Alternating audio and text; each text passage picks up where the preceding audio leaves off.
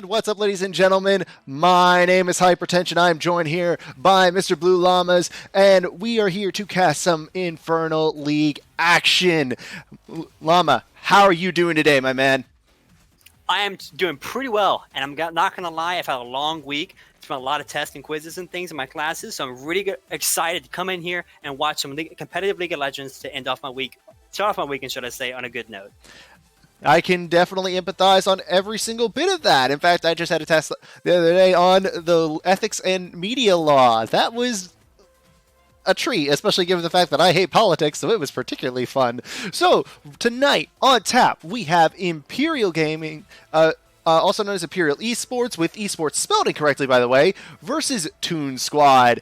And looking at this, we have Toon Squad coming in as the 4th ranked team, and Imperial coming in as the 9th ranked team on this. If I remember, I'm sorry, 7th, not 9th. I was thinking out of 10 for some reason. Yeah, so that's going to be pretty interesting. We're casting this league for the first time with, once again, I'm Mr. Llama, but it should be a fun matchup. We kind of get some middle pack games, while Imperial's definitely, sorry, the 4th, it's Imperial 4th or Toon Squad 4th? Toon Squad is 4th, Imperial is in 7th. Go ahead. Yeah, Toon Squad is in 4th, Imperial is in 7th. That's what I thought. I called myself saying the wrong thing, but Toon Squad being 4th is still in the upper bracket, obviously, 4th out of 10, 4 out of 10 is always still the top half, but usually when you divide a league, you have your top 3 and your bottom 3, and then you're kind of bottom of the pack. So for right now, we'll get the 4th and the 7th. So we have ourselves with kind of the edges, like you can have the edge before the bottom 3, and then the 4th, the gateway to the top 3. And other than that, I'm really excited for this match. So anything that sticks out to you coming into today? I know we don't have much information on the players.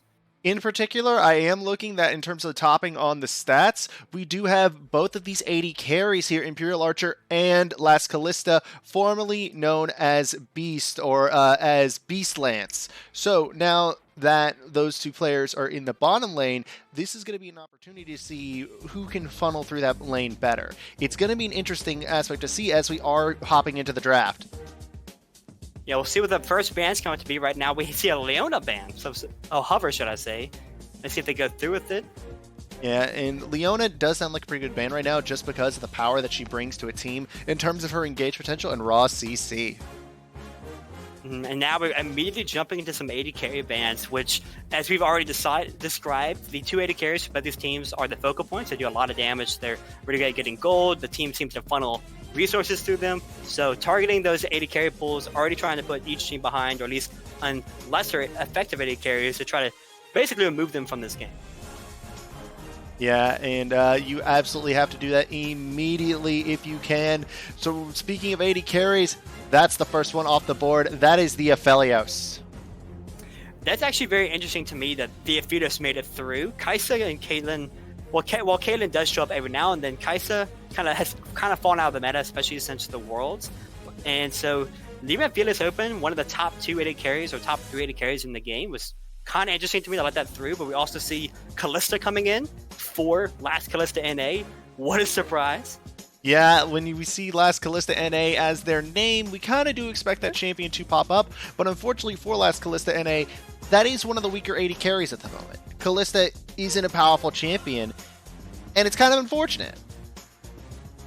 It is, but really, we mentioned at the beginning of the day that both teams are going to focus on the bot lanes, and you can already see it. Both teams have already locked in the complete bot duo. Already see it's going to be the Aphelios and Morgana versus a Callista and Nautilus. Mm-hmm. Both different kind of attempts on the lane, but really both teams trying to secure themselves what they feel to be strong lanes so they can try to play through them this game. Mm-hmm. And Sejuani, one of those picks that we've seen come back as of late, particularly with the buffs to tanks and the upcoming buffs to tank junglers.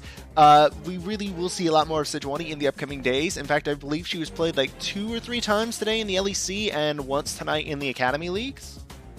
So, yes, yeah. We did see her today in some of those leagues. One interesting thing I want to point out, though, with the Sejuani pick coming back, you usually see the Trundle, because Trundle's a really good counter into Sejuani. And while Toon Surge did hover it, they ended up not picking it. They go for the Olaf, who's still strong in the meta, but not quite as of a counter to the Sejuani.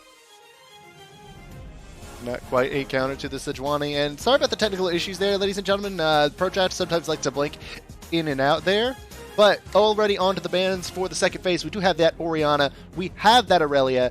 Two champions that in the mid lane could create a lot of issues for a team. Particularly if you have that Olaf with the Ragnarok. I mean, you can't really get much of a better ball delivery boy. Yeah, it's really annoying to play versus a Olaf with the balled up Olaf because you can't do anything to stop him. He just runs in there, gets to your team, and Orianna has one easy button to press to get a massive AoE damage and to set up for a team fight. Yes, he does. And Xerath being a ban here is incredibly interesting to me, but instead it is going to be the Malzahar, much more sensible at this elo. Malzahar is a very safe champion, a very easy champion to play. Everybody knows that button of press R to make your opponent hate themselves. Yeah, we talked about how easy it would be for Orianna to set up a pick, but the Malzahar much easier. We see the Ornn come in. That's a very strong top lane in the meta, but between his relatively safe laning is very difficult to punish. He's got great engages with his ultimate to set up team fights, as well as he gives thousands of gold worth of ability, item, and gold efficiency through his upgrades. That he does, and it looks like that it is going to be full late game for the side of Toon Squad as they have gone with the Victor and they have gone with that Ornn. That is a lot of late game power, especially when you consider the Ornn items. Yes, it is. I think the only real early game you can save for them is this Kalista Nautilus thing, as well as the Olaf. So already go ahead and looking at the draft, it seems like we're gonna, for Toon Squad, it looks like they're gonna be trying to play around that lane, see if you can get this Kalista ahead. Oh, I mentioned that she is weaker and you don't see her that often. She still is very strong in the early game, and you can, if you can get her ahead, she does have a good ability at being able to lock out, like basically give her a lane. Absolutely is. And ladies and gentlemen, as you see, they have swept onto the screen. This is going to be the roles that these players will play again. For say, if you're looking at the screen, the outermost champions are the top, with the innermost champions being the support for each team. So don't get confused by like going from left to right. It goes from out to in. So that is just something, it's a visual thing. What can I say? I think it looks good. But now looking at it, you talked about the early game, and both of these junglers can create impact in the early game, but that Olaf is notorious for so much early game pressure, so much early game power. And in return, that's going to be a really good target to gank onto someone like an Aphelios. Yes.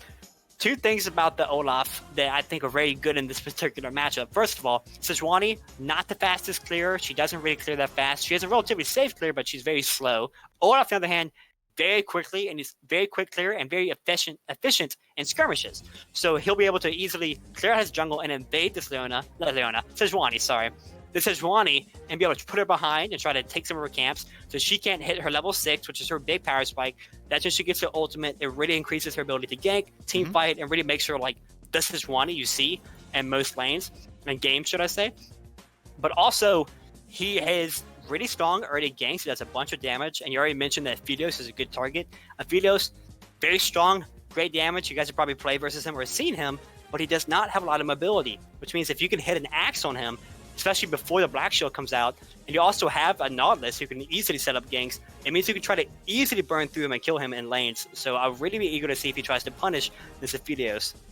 Yeah, the Aphelios is one of the more punishable champions in this game. But then again, if you're talking about easy targets to gank, I don't think they get too terribly much easier than the Victor. Victor is, let's just say he's very immobile. He has a delayed stun on his ability, on that gravity field. And even so, you have the Sejuani who doesn't really give a crap about the gravity field because of the Glacial Prison, because of the Arctic Assault, and from there, on top of that with the Permafrost passive, she can lock him down for all day.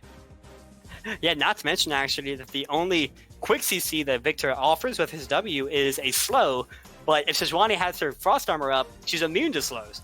So Absolutely. she actually just walks straight to the gravity field. And he's very mobile, as you mentioned, easily able to be punished. I think the Diana, since they changed to put the E on her main kit, not her ultimate anymore, her E, sorry, her dash, which is now on her E, her ult, which used to let her dash enemy champions, is now on her E. I mean, she can actually get on top of Victor and start setting up those permafrost stacks for the Sejuani when she starts to gank. And one thing I would like to mention, ladies and gentlemen, is that there was actually a client issue for one of the teams, so they are having to remake their setup here. They are trying to get back into the into the client and make sure everything gets drafted out properly. We will tell you when they are starting to go, and then we will cut to a short break then. But right now, looking at the compositions, tell me, at the end of the day, no other questions asked, what is the win condition for these teams? Start with Imperial Esports. For Imperial Esports, obviously you have a very great and strong AD carry who scales very well. You have Diana, who also scales relatively well with the ability to push the side lanes, and you have a Shin who has the ability to teleport. So looking at and as well as a good team fighting AD carry jungler, and you have a support that's good for picks and defending your AD carry. Now putting that together, what I'm looking at for this team is one of two options. You can try to get your Aphidios ahead and get him very strong, or get him to the late game because he will scale well, especially better than this Kalista. But you also have the ability to push side lanes, as I mentioned, with this Diana, and you have a Shin who can assist.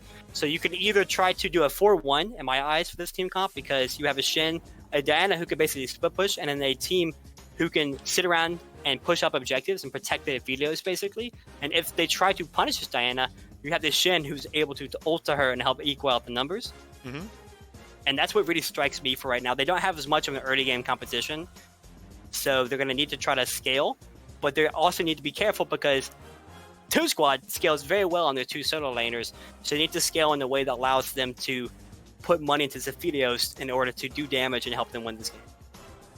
Absolutely. And guys, as they are about to go into a spectator delay, we will be right back in just a few minutes here with Game 1 between Imperial Esports and Toon Squad. We'll see you then.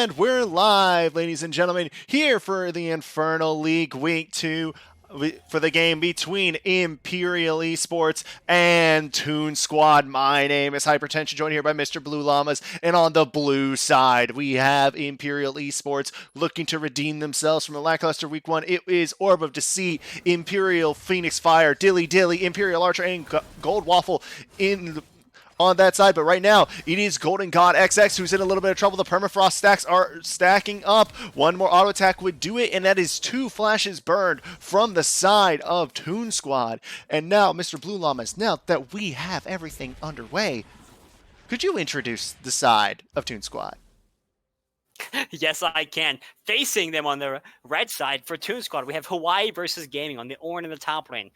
Golden God XX playing the Olaf from the jungle. K Mantic on Victor in the mid lane. Last Callista NA on, you guessed it, Callista. And Stun Daddy playing Nautilus in the bot lane. Absolutely.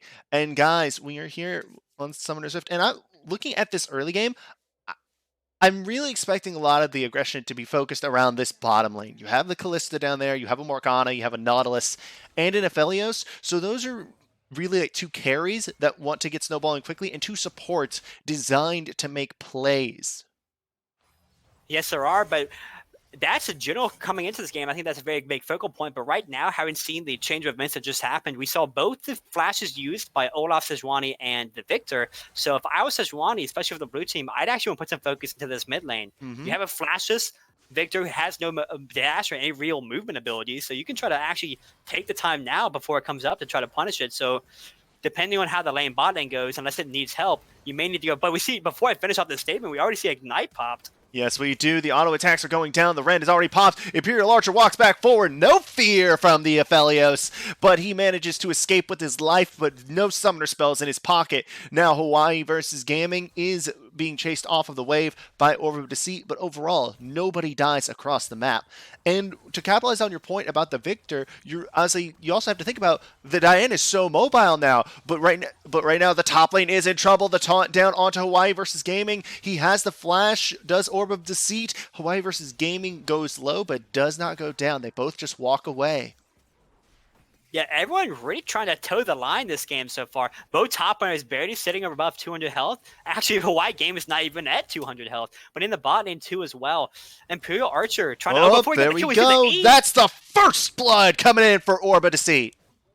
Yeah, like I said, they're playing it close, and it gets punished. Hawaii versus Gaming thought he could sit there and get away with having such little health, but gets immediately punished. A nice taunt by the Shin to just turn into an auto attack and get that kill.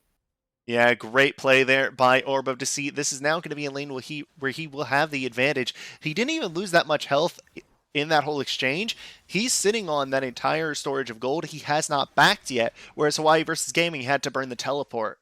So now, that's a 2 teleport advantage technically for Orb of Deceit, because once he hits level 6, he's got that Stand United. He does, and that also means that without the teleport, if Sejuani wants to come up top lane, but another... change. I actually don't think this will turn into a kill. Here we go. That's going to be the Spirit's Refuge, and the flashes come through. Hawaii versus Gaming picks up the kill. Yeah, I actually thought that Shin could have gotten out of the way there, but he'd seen it go back in. But before he get to see a fight around the blue buff. Yeah, Golden God XX he had to smite to get the health out, but so did Phoenix Fire. One more undertow will do it, but Dilly Dilly saves the life of his jungler. Drink some Bud Light. Nice black shield there to stop the engaged bot lane. But yeah, bunch of action across the map. Sadly, the lead that Orb of Deceit had created top lane is immediately negated as he dies and is forced to use his TP. He goes in again, trying to fight back. Yeah, but just a little bit of a trade. But what I was going to say is, oh my gosh, more fighting. Before we finish the statement, we all see a nice over the map. Stop the Callista. Yeah, Root stopping the Callista, but now that's going to be Gold Waffle having to flash away. It is Stun Daddy picking up Imperial Archer. Yeah, these guys not giving me time to talk, but hey, I'm not going to complain. I love watching fighting. It means the game's action-packed and fun to play and watch. But what I was going to say is that the top lane, we see the jungle around the blue buff, we see Olaf invading, like I said he would, and doing a bunch of damage. And gets the 1v1 power, especially when he gets low health, to basically almost kill Sejuani, but a good roam and good timing by Dilly to not really roam, but to rotate over and help get the kill and save for jungler. Yeah, and now looking at all who got all the kills, it is 2-2, but it really does matter who picked up these kills. If you look on the side of Toon Squad, the fact that the support and the tank top laner picked up the kills is much less important than Dilly Dilly picking up that kill in that mid lane on the Diana. Yeah, coming into this matchup, I mentioned that I feel that one of the strategies for this blue team to win, Imperial, is to focus this Diana, have her split push. And by getting her these kills early, Here if we you see go. a fight in the river. Yes, we do. Imperial Archer goes low, as does the entire side of Toon Squad. That's the Infernum shots wailing away and taking down the last Callista NA. Yeah, they get the kill on the Callisto, which helped to shut her down her lead, but she still is out to a 19 CS lead, so this will be more of an equalizing force than getting ahead for the Zephyros. But to finish off my last point really quickly, because since it seems that we seem to fight a lot, the getting the kill to the Diana allows her to get in the side lanes and have better matchups, basically, and hopefully get to a point where she actually can't be matched, and thus will be able to force resources from Toon Squad by having them send 2 members to deal with her instead of just the one. Yeah, now we have it See, in the top side. Orin? Call of the Forge God. Orb of Deceit, though, does manage to dodge it out. So now that does create a situation where he does not have that ultimate, but there's still to stand united. There's no ability to join a fight for Hawaii Gaming.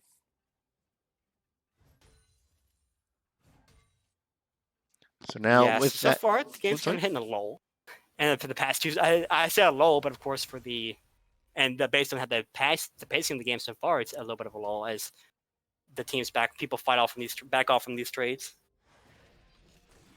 Yeah, right now we have to remember this is this isn't like the high elo I'm used to. These are teams that are not afraid to fight. They will fight at any given opportunity. And I love that. That is one thing I love casting, is I love casting these chaotic games. And this is where like players actually know how to play the game on like, iron and bronze level.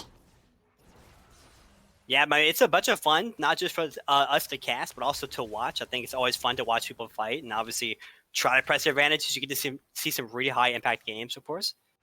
And so basically every opportunity you see that they're near each other, people are doing damage. They're trying, like, you get near an enemy champion, who cares about CS? I want to hit them. I want to do damage. I want that kill. Yeah, remember, it isn't objectives or anything that win games. It's the kills, and it looks like one's going to go down on the mid lane. Dilly Dilly says, no, you can keep your Russian vodka. I've got my Bud Light. And he picks up the kill on that Victor. As in the top lane, Orb of Deceit might have gotten deceived by the amount of damage that Hawaii Gaming can put out, because he gets killed off right there. And looking for another kill, we see that Olaf sitting in the brush may actually see if he can participate in this kill. The hook misses, however. Oh, they're still committing. Yes, they are. That was the bond throw in. Imperial Archer barely walks away with his life, but the axe! The long-range axe snipe from Golden God XX there on that Olaf. Yeah, it actually turns into a kill. They missed the original hook, but good use of the Callista passive.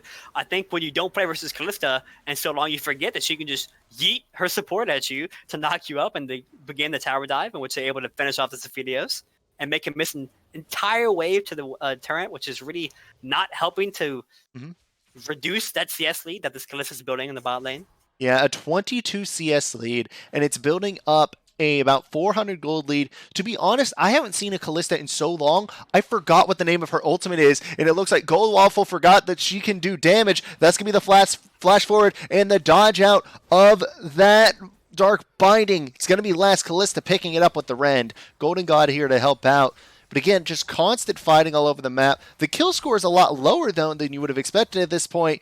More fighting once again. Imperial Archer getting dove down here. The Olaf, the Callista, and the Victor spell doom for the man of the Lunari. Yeah, unfortunate. This Aphelios finally gets up, finally gets alive, packs his bags, hits Speaking of Lunari, Dilly Dilly picks up the kill and gets out with his life. That is a much luckier Lunari in the mid lane. Dilly Dilly now 3-0, second most CS out of anyone in the game. That is going to be a force to be reckoned with, particularly if these people stick around in this bottom side. He does have a lot of damage. He has his full mana bar. That's going to be the dash in with the Lunar Rush. That's the the Crescent Blade, getting the kill for Dilly Dilly, his 4th of the game. All right, I think you can say at this point, this Diana is very much online. It's starting to become a big threat. But before we can get to finish off that threat, a little bit of a trade in the top lane. Doesn't end up in too much of a chase. But yeah, this Diana, 4 kills now and 400 gold shutdown. She's really starting to become a threat that Toon Squad may want to start worrying about. Yeah, and especially when it is a game that is averaging over a kill a minute thus far. Gold Waffle down here does pop the Black Shield to avoid it, but that's the Soul Shackle lockdown on top of the Victor. In Soviet Russia, it looks like the Diana does still die to the Ornhorn. Yeah, she does. The Ram coming in to finish off the kill, but here comes the fake call bomb for another... That whiffed harder than a Chicago Bears kicker, and that means Stun Daddy's going to bite the dust and just lay in his grave. I would like to say that's too soon, but it was over a year ago. But as a fan of the Chicago Bears, that hit pretty personally. Oh, wait, are you really? Well, I'm not a major fan. I'm more of a fan of the Tennessee Titans, which are my hometown team. But I went to high school with a guy who is on the Chicago Bears. His name's Anthony Metter. He's one of the receivers. So I cheer for them because of that, because I want to see him do well. But yeah, it's a little close to home. I remember watching that game and thinking, yikes. Yep, I think we can all remember the majesty that is the misses of Cody Parkey. And right now, Hawaii versus Gaming wishes he could have the majesty of getting the heck out of Dodge. He pops down the exhaust. Don't remember the last time I saw that thing used in game. Orbit to see, though, is still 2 levels down. I wonder why he just randomly popped an exhaust. Sorry to interrupt here. It's not an actual exhaust. He's trying to cycle through his summer spellbook so he can get back to TP. For those who don't know, the way Summer Spellbook works is you can choose spells in the game, but you have to cycle through them. So in that case, just burns the exhaust. But we see the ult come out for Diana. Mantic takes so much damage. As soon as the Moonlight is on top of him, Dilly Dilly decides, I'm going to go in, I'm going to chunk this Victor. This reminds me of playing against old Diana, where the Lunar Rush did a lot more damage. It was absolutely oppressive past level 6, and now we could see a full-on melee in the bottom lane. They don't know that Dilly Dilly is joining the fight. That's going to be the spotlight dropped, and it shines on Las Callista NA. It's going to be the kill picked up, though, by Phoenix Fire. Dilly Dilly takes the second. Hawaii versus Gaming may have bit off more than he could Q, but that's a great Chaos Storm right into the middle of the team. Takes that Imperial Archer. It's a 1-for-2 thus far. This Dark Binding will make it a 1-for-3 in favor of Imperial Esports as Dilly Dilly picks up his 6th of the game. Yeah, great fight for the blue team. Imperial, they get a great initial engage, get a good early kill. Those kind of sketchy. I gotta be honest with you, that's pretty tilting if I'm Victor. If I'm trying to walk and then someone auto-attacks a blast come from over the wall, I would not be too excited. But that is one of those plays that you just look at and you think 9,000 IQ play there by the Morgana to make sure that the Victor with the Hex Core can't get anywhere near the dragon for any remote possibility of a steal. I love it. One of my favorite things to do is actually, if you're in the dragon pit and the blast cone is up so the enemy team can blast cone into the pit, don't get the dragon too low, but blast cone the enemy jungler who's most likely sitting there waiting to get the steal. And now he's there. He can't smite it because it's not too low enough. And you just kill him and get the dragon. It's a free kill. Mm-hmm. Absolutely. Blast Cone was one of the single best additions Riot has ever made, and in my opinion is probably the best addition of the past 2-3 years. Yeah, actually, I remember when they first came out, I was kind of like, a lot of people were a little antsy about it. I didn't know how I felt about it, but I think they've been pretty good. I don't get why people were antsy about it. Blast Cone in general was just such a good improvement, and it allowed so many more champions to be viable because they weren't as hindered by the lack of having to rely on a flash. The lack of dash was so crushing for champions like Udyr in particular was one I know.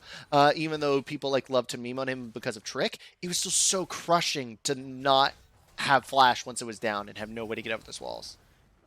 Yeah, I think, and more than just that, even for champions that could get over the walls, it allows them to have more unique gank passes. That actually hit. That hit, and that's going to be the Abyssal Voyage. Abyssal Voyage. That's going to be the Dredge line, and the depth charge going in. Spotlight whiffs wide right, but it looks like Stun Daddy will still bite the dust. The flash coming out from Las Callista NA. He wants this fight for some reason. My guy, Dilly Dilly might be a little bit too strong of a drink for you. Wait, those Ren stacks actually have packed up. That's going to be a tower shot too. One more auto attack will do it. Dilly Dilly gets shut down by Las Callista NA. What guiding King there from the AD carry of Toon Squad. Yeah, very good job actually knowing his damage and knowing his safety nets, able to just apply those rent stacks. And the Olaf trying to do nothing. Actually, I don't know what he was expecting to be doing a 3v1. Yeah, but back to the collect. He's a Viking. He doesn't care. That is very much true. He is a Viking, and honestly, if you play Olaf, you just run into fights. Because frankly, if you get low, you do more damage. You get more attack speed. You can pop your W. You can live steal back off. So just as Olaf, that's kind of just what you do. So I really can't fault him. He kind of looked around. He threw the axe, didn't hit, kind of reevaluated. But we may see a couple more of those plays where he kind of just approaches 3 or 4 members of the enemy team just because they're there. I mean, have you ever read Olaf's lore? He's part of a Freljordian tribe that glorifies death in battle.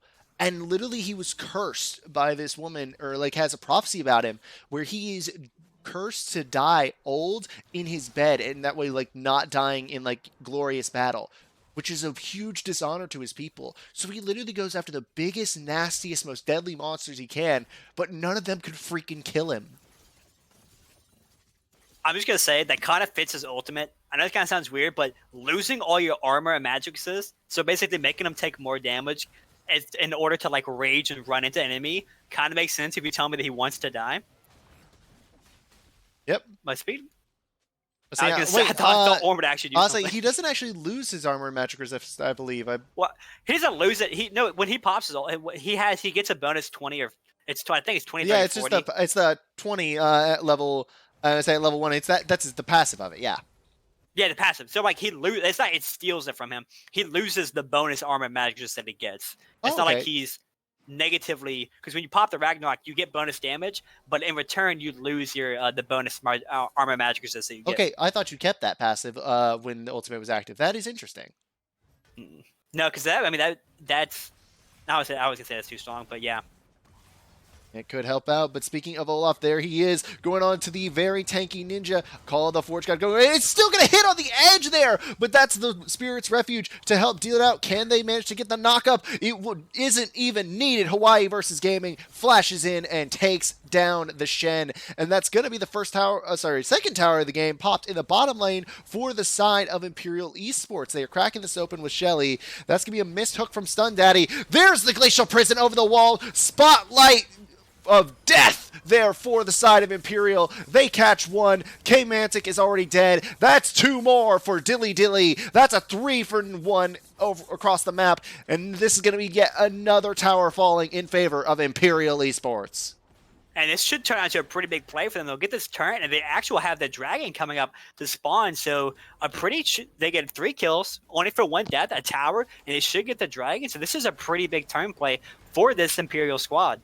Absolutely, and now with this Ocean Drake, that's just one of the better Drakes for you to get here. This means that you could just walk back, heal off a little bit, come back, and then just keep up the split push if you are Dilly Dilly or Orb of Deceit. Mainly Dilly Dilly because I don't think that there's anyone on the side of Toon Squad that can really fight him at the moment. But at the same time, there are those Ornn items coming into play. Look at Hawaii versus Gaming. He already has 2. Yeah, he does, and he's got great itemization, frankly. Abyssal Mask is the most effective Ornn item. It gives about 2,000 gold worth of effective stats. And he also already, as you can see, has the Sunfire's Cape, so he's stacking a little bit of both, which is good because you do have a good mix of damage, actually, on this Imperial Squadron. So, and as he clicks over to level 13, which we'll do soon, he'll actually be able to, which he just did now, actually, he can finally upgrade someone's item, but unfortunately so far not a single team member has built an Ornn item. I'm trying to think. You're right. You're right. I don't think that they have it all, and I don't think that they are anytime soon. I can't think of any Ornn items that builds out anything, except for maybe the Cleaver upgrade. The Ornn, I say not the Ornn. The Olaf might be going for the Cleaver, which the Ornn could then upgrade, but. Other than the Ebony Cleaver, I don't think that there's any items that they even have the components of.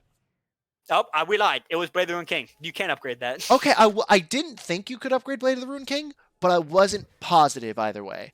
So now it is going to become the Might of the Ruined King. God, I can't wait for the Ruined King game. That is going to be so cool.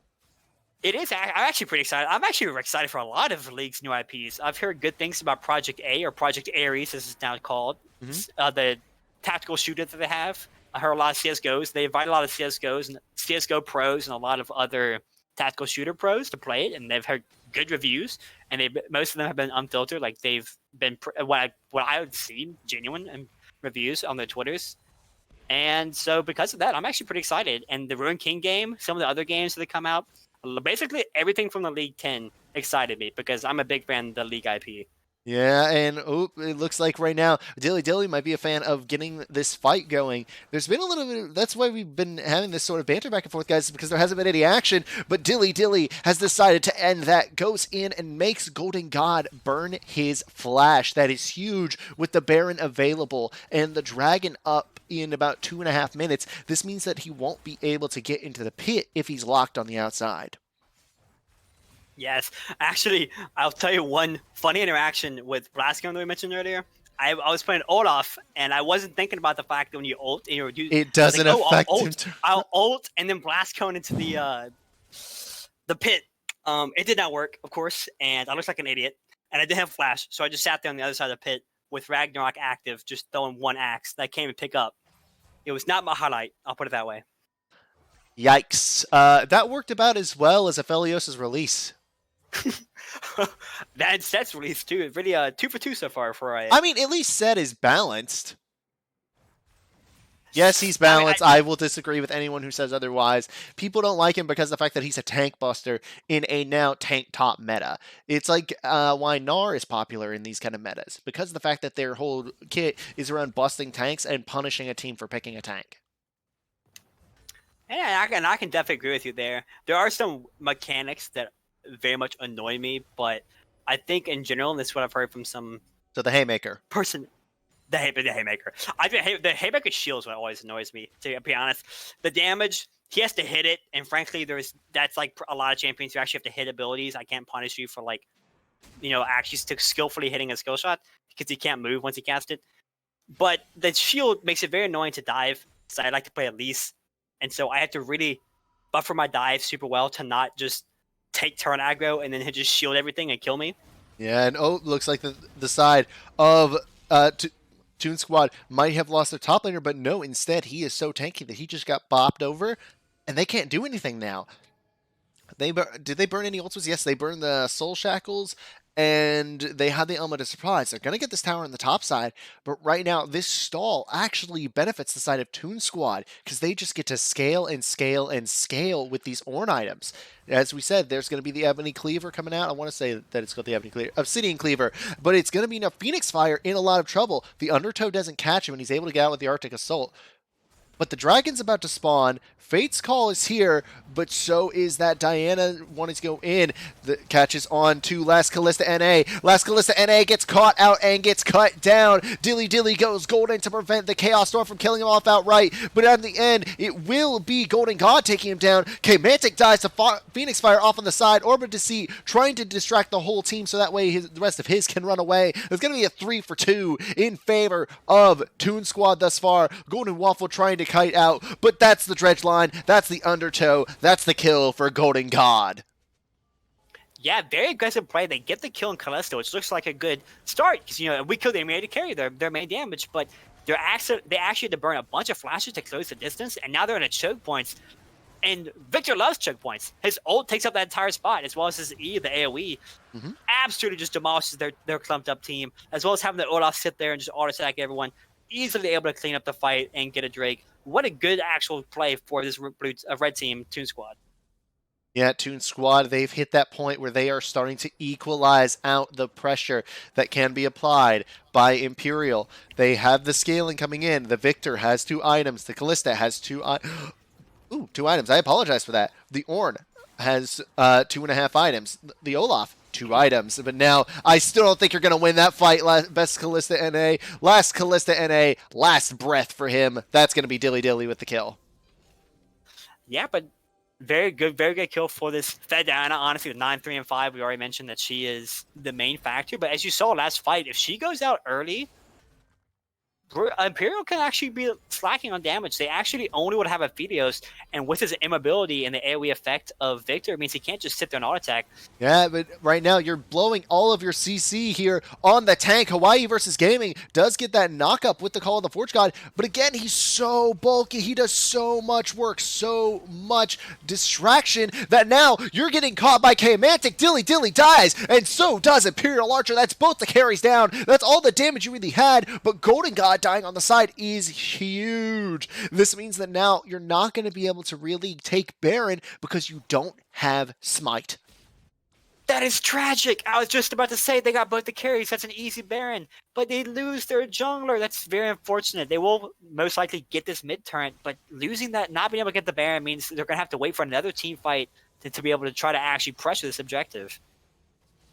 Yeah, and the Baron looks like it could be the factor that unlocks the game. You have Kalista and Victor who are decent in like sieging, but not very good at clearing Baron. Diana and Aphelios, good at skirmishing, but not very good at clearing Baron minions. So whoever gets this Baron would surely be able to break open the base of the other side. I definitely agree. One thing I think we've seen a little trend of, and I don't know if I necessarily agree with, which is burning every CC on this Ornn, who not only is super tanky, but also has an unstoppable on his W, so he actually just negates a majority of it. Unstoppable, by the way. Unstoppable, by the way. Speaking of which, he uses the unstoppable to further my point. Yeah, did you know that that's actually why he's become a little bit of a mid lane counter to Zoe? I believe it. I was watching, I don't know what Shin really is hoping to accomplish here, frankly. This Ornn, I mean, he's going to get some trade damage, but I think Ornn's at this point is pretty much unkillable outside of getting both the Phoetios and Diana nearby.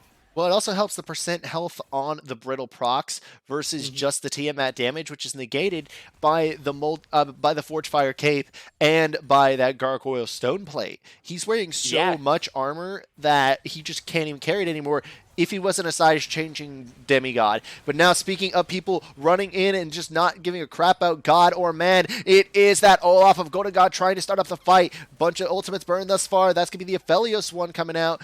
Dark Binding lands, but that's going to be the end of it. No one dies. No one even really comes close. Yeah, basically a couple ults just kind of thrown out. It reminds me of basically two people with guns just shooting at each other, but all the bullets miss. Bang, bang. Dude, I love tank combat. Look at this. This is high octane. This is so exciting. It's so many auto attacks, so many abilities, but so little damage. Oh my god. This is truly the apex of League of Legends. It's going to be the Call of Forge God. It does proc the brittle on him, and he does actually deal a significant amount of damage. But now that Shin is healing, and Orb of Deceit manages to walk away with still more HP than the last Kalista had at level 10. Nothing like support. Nothing like two tank top laners fighting to take 30 seconds of us to cast. I love tanks fighting. Yeah, but hey, we had to meme on it just like it looks like Phoenix Fire is trying to meme on the side of Toon Squad, and that's going to be Dilly going in. He's deep. He's golden. The Chaos Storm is down. He is locked down. He is cut down by Dilly. And now he's on to the rest of the team. Imperial Archer trying to deal as much damage as humanly possible, but he cannot do enough to stop Last Kalista NA. That's going to be a 1-for-1. Yeah, I think at this point in the game, with your engages as Imperial need to be effective, and the fact that they need to actually get both Victor and this Kalista, because basically the way these fights have been turning out, I think mainly you need to get the Victor, but like right there, they don't actually get the Kalista when the Diana goes in there. She gets a nice 3-man ult, but she doesn't hit the Kalista, who's able to free auto attack her down and then kill her. Yeah, and there goes Phoenix Fire trying to run away from Last Kalista NA and K-Mantic's Gravity Field. It looks like next up is going to be this Ocean Drain. Guys, we are at 29 minutes. There is no Soul. There is no Baron. But now, it looks like the side of Imperial might be trying it. I didn't even look at the minimap and see that they were trying this. This is completely unseen. Oh, this is unknown? Yeah, they don't know it because both of the wards are blocked out and they're trying to make sure not to kill them. This is brilliant by the side of Imperial Esports. They got the Baron, and this is huge. That is huge. The pings came down at the end, but it's too late. Very smart by Peel to realize that there's no vision because they have a pink ward on the Baron to know that they have no idea that they're there, as well as that Toon Squad is probably just going to go for this Ocean. Why not? And one more Drake after this, and you get Soul, very effective, great macro, honestly, by Imperial to sneak that Baron. Yeah, they spotted that out a mile away. They saw them walking up from mid lane and said, "We have control wards here. We got this." Yeah, now with the Baron, they can actually make a threat on this base. They can push up the side lanes. You can get that Diana split push I've been talking about going. Now, Have her push out most likely top lane and try to pressure it while you either push mid or bot. now So one thing about I would like to point out right here. We talked about the builds earlier in those Ornn items. One thing I would like to get your opinion on really quickly before another fight starts up, because we know it's coming. What do you think about this Victor building out the I'll say the mask instead of the death cap? honestly, if you look at the mid team, it's decent in the fact that you already have the Shin and the Sejuani both have magic resist. So it's gonna be and 2 stacks of it basically. There's the Merc Treads and for Shin as well as the Spirits Spectre's Cowl and the Spectral's Cowl and the Gargoyle Stoneplate. So at this point, the burn from the what do you call that? It's Sandy's Torment. Yes, sorry, I do a complete blank. Torment, yes. I'll finish off to see if this. I'll wait to see if this turns into a kill before I finish. We will have to see as last Callista NA does take down Orba to see the tank cannot put up with those Ren stacks. I'll say there's 2 points. I think it's good for burning down the Sejuani and the Shin, which is great. But in reality, I think that if you look across the board, there's no MR on the Diana, the Aphidos, and the Morgana, but mainly just the fact that Diana and Aphidos have no MR. I think you build the death cap, you do more AP damage. It can be upgraded by Ornn to give you even more AP. I think it increases your bursting power, and I personally would like to see that in this specific scenario. Yeah, as would I. You want that burst damage to be able to sometimes get through some of these squishies and through some of these tanks. God, I really, really want... Wait, what is last Callista NA building? That's a great question. Because I'll tell you what that's not, is to the QSS item. That's Mercurial Scimitar. Those 2 items together don't build into anything. They used to build into Bloodthirster. Did they really? I forget that. Yeah. I had pretty much forgotten that. Oh, no, they don't. They build into Bloodthirster from TFT. Okay, that's why. Okay, I was thinking, wait, that doesn't sound right, but I feel like I've seen that somewhere before. I know, it didn't sound right to me, but I'm like, I know it builds in the Bloodthirster. Speaking of which, he actually does end up getting the Bloodthirster, so I think he just got the no magic mantle. That's not no magic mantle, that's Negatron Cloak, in order to reduce the damage from this Diana, who keeps just jumping right on top of him. Yeah, that does make sense because the Diana is the most dangerous person on the side of Imperial Esports, and looks like that Imperial Archer was in a little bit of trouble, did out a lot of damage. The spotlight comes down. Golden God gets healed a crap ton. Phoenix Fire helps Orbu to see get the kill. Last Callista NA is now wailing around, hopping around, hop, hop, hop, hop, hop, hop, hop, all damn day. But that's the AoE. That's so much damage. Last Callista NA bites the dust, and now here comes Imperial Archer and Dilly dealing so much freaking damage. They are just cutting through this Ornn, but it is a killing spree for K-Mantic. That's the taunt that you needed. K-Mantic gets low, gets close, gets cut down. The shutdown for Imperial Archer, who's also going to pick up the triple kill by taking out Hawaii Gaming. What an ace by the side of Imperial Esports. Yeah, Infernal. We have not mentioned this, but Aphidos picked up the Rune's Hurricane recently, which means that Infernal, when you're grouped up, Infernal, Rune's Hurricane's gonna burn through your team if you clump up. And I actually think they just win off this. Olaf's up. I don't think he can actually stop them. Yeah, I don't think he can. All they need to do is just keep auto-attacking. There's 4 of them, only 1 of him. He won't even last long enough to finish his mission, and that's going to be the first game going over to Imperial Esports. Yeah, very good game from them. Kind of got behind at some points, but they kept themselves in it. And I think the real turning point, kind of was a back and forth game overall. We had sometimes one team got ahead, did some good plays, but the best play was definitely that Baron, which got them a huge gold lead and allowed them to start getting their pushes, and which led to their final team fight, which of course was an ace and led to the win. That it did. So now with that, looking at the post game here in just a moment, as we can get that onto your screen.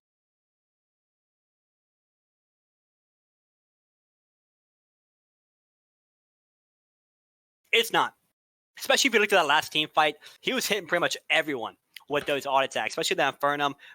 Great AoE damage. This Diana constantly was jumping into the back line and jumping in on pretty much everyone when she had a chance. So I find it no surprise. It's also worth mentioning that the Vidos we mentioned was their leading damage leader for this Imperial team. So seeing him lead the damage again, or not necessarily the Vidos, but Imperial Archer. So that's quite expected. But I was actually kind of surprised by the Diana because we didn't have much information to know how they play, but they did a really good job at basically playing around their bot and mid to get them ahead and really push that advantage.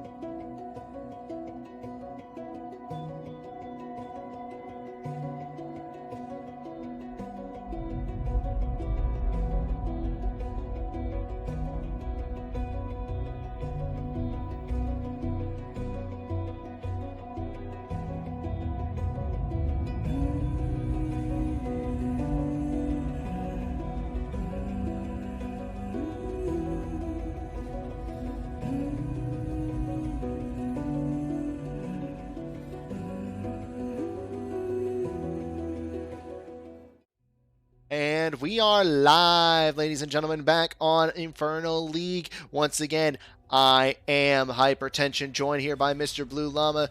And guys, after a very solid game by Imperial Esports in Game 1, in which Toon Squad almost came back, we are here for a Game 2 that could be the final game of the series. It is, but if I had to say something, based on how close that back and forth that game was, I think it's just as likely that we get a 3-game series here. So I'm hoping for just as an action-packed game as we got last time.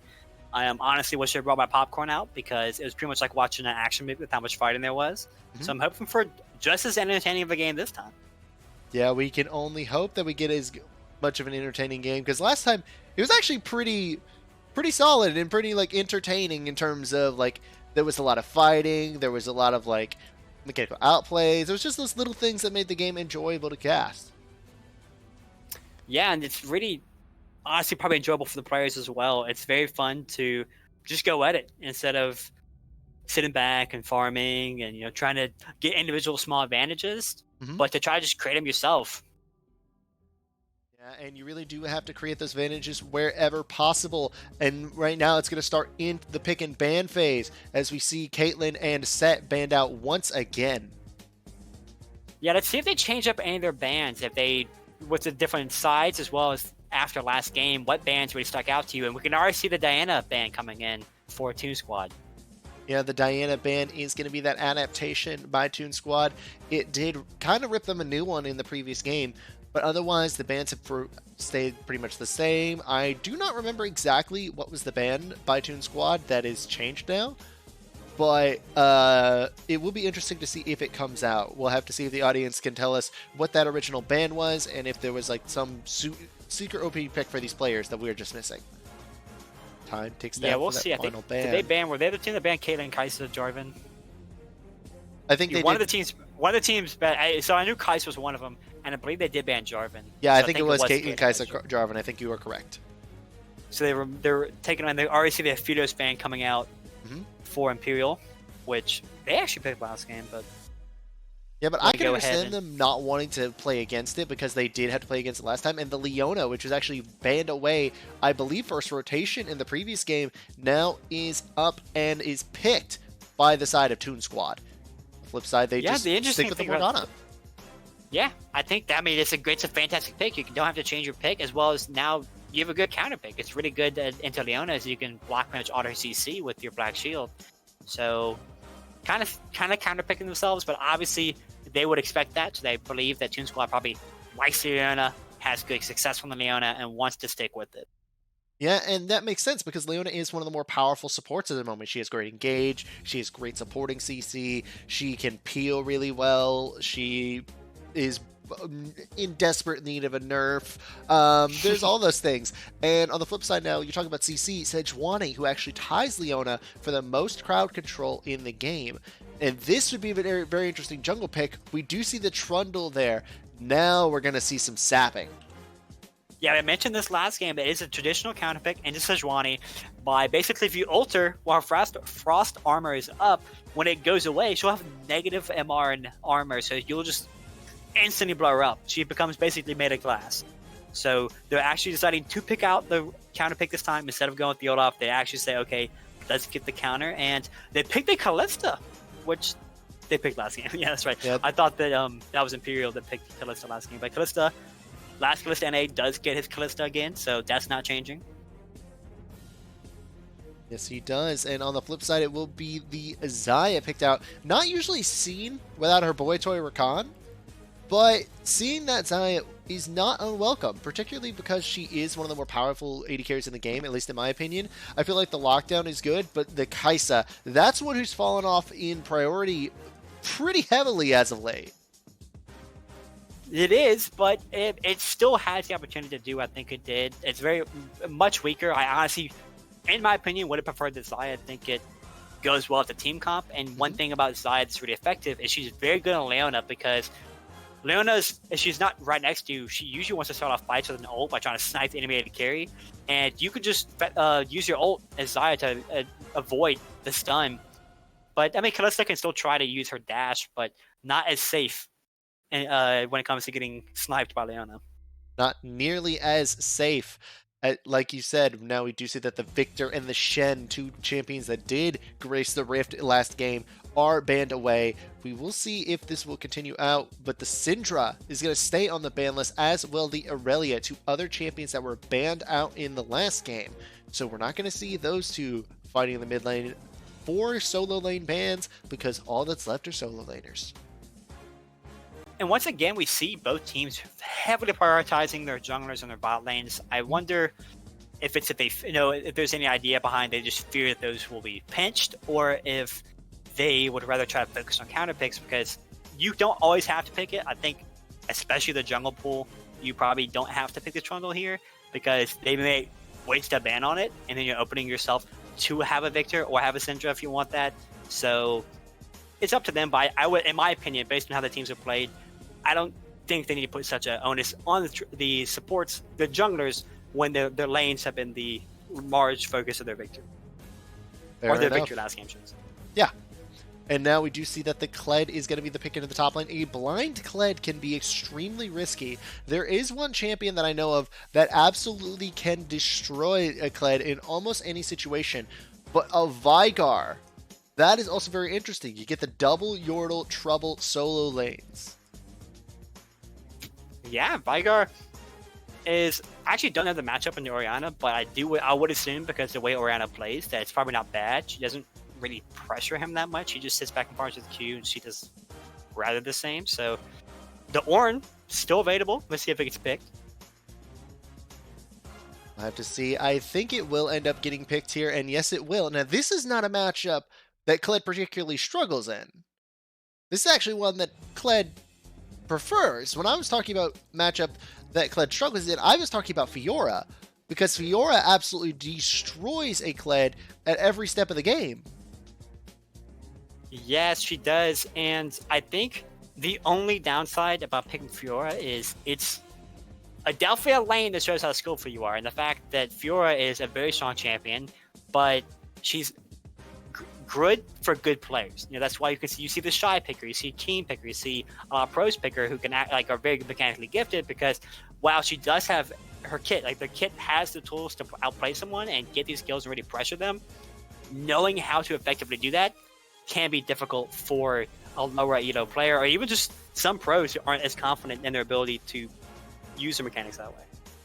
Yeah, I mean, we rarely ever see players in North America pick up that Fiora, just because they seem to be a little bit afraid of it. They seem to be very wary of the skill that it takes, and the fact that your opponent, it requires you to outplay your opponent. It doesn't necessarily require mistakes from them, or any sort of like easy way to get done what it needs to. So that's a very dangerous situation if you are going to pick into it. Whereas the Ornn is a much safer pick. It's going to lose this lane.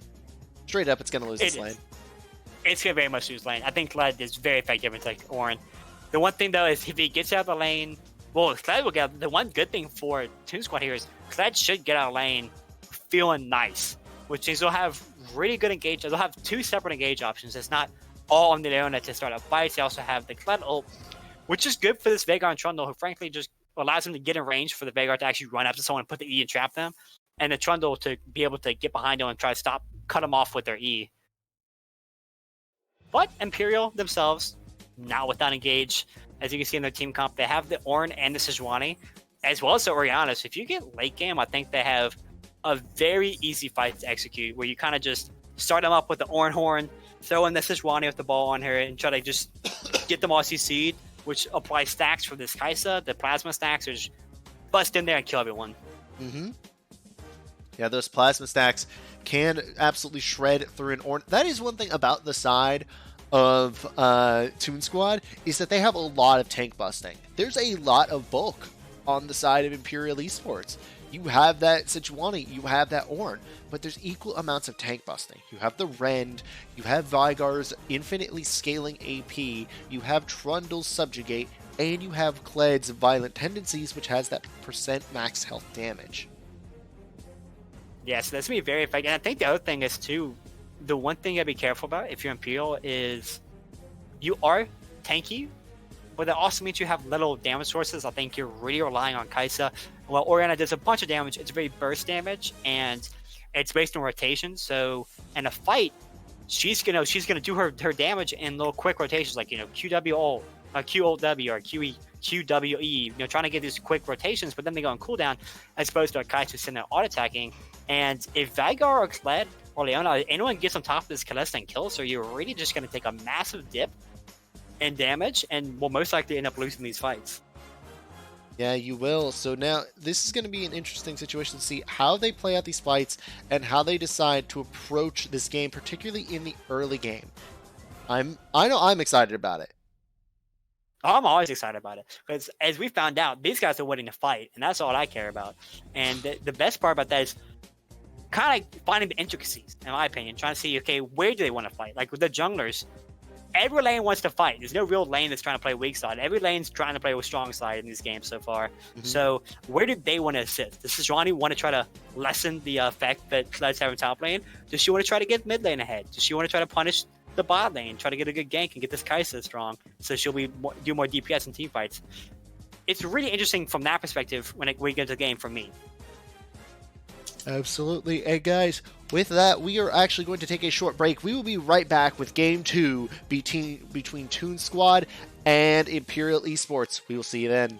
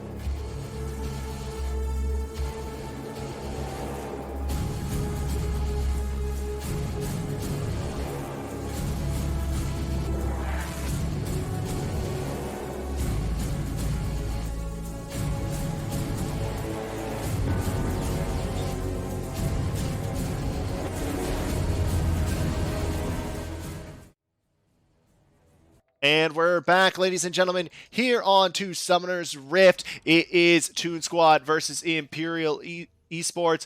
I am Hyper10sion, joined by Mr. Blue Llamas, and they are on to Summoner's Rift. You know who we are, you know who these teams are. So let's get it underway. Yeah, looking like it's gonna be a pretty good game. Really interesting starter spells coming in. Double TP for his Imperial slide versus a 1 TP on the Kled.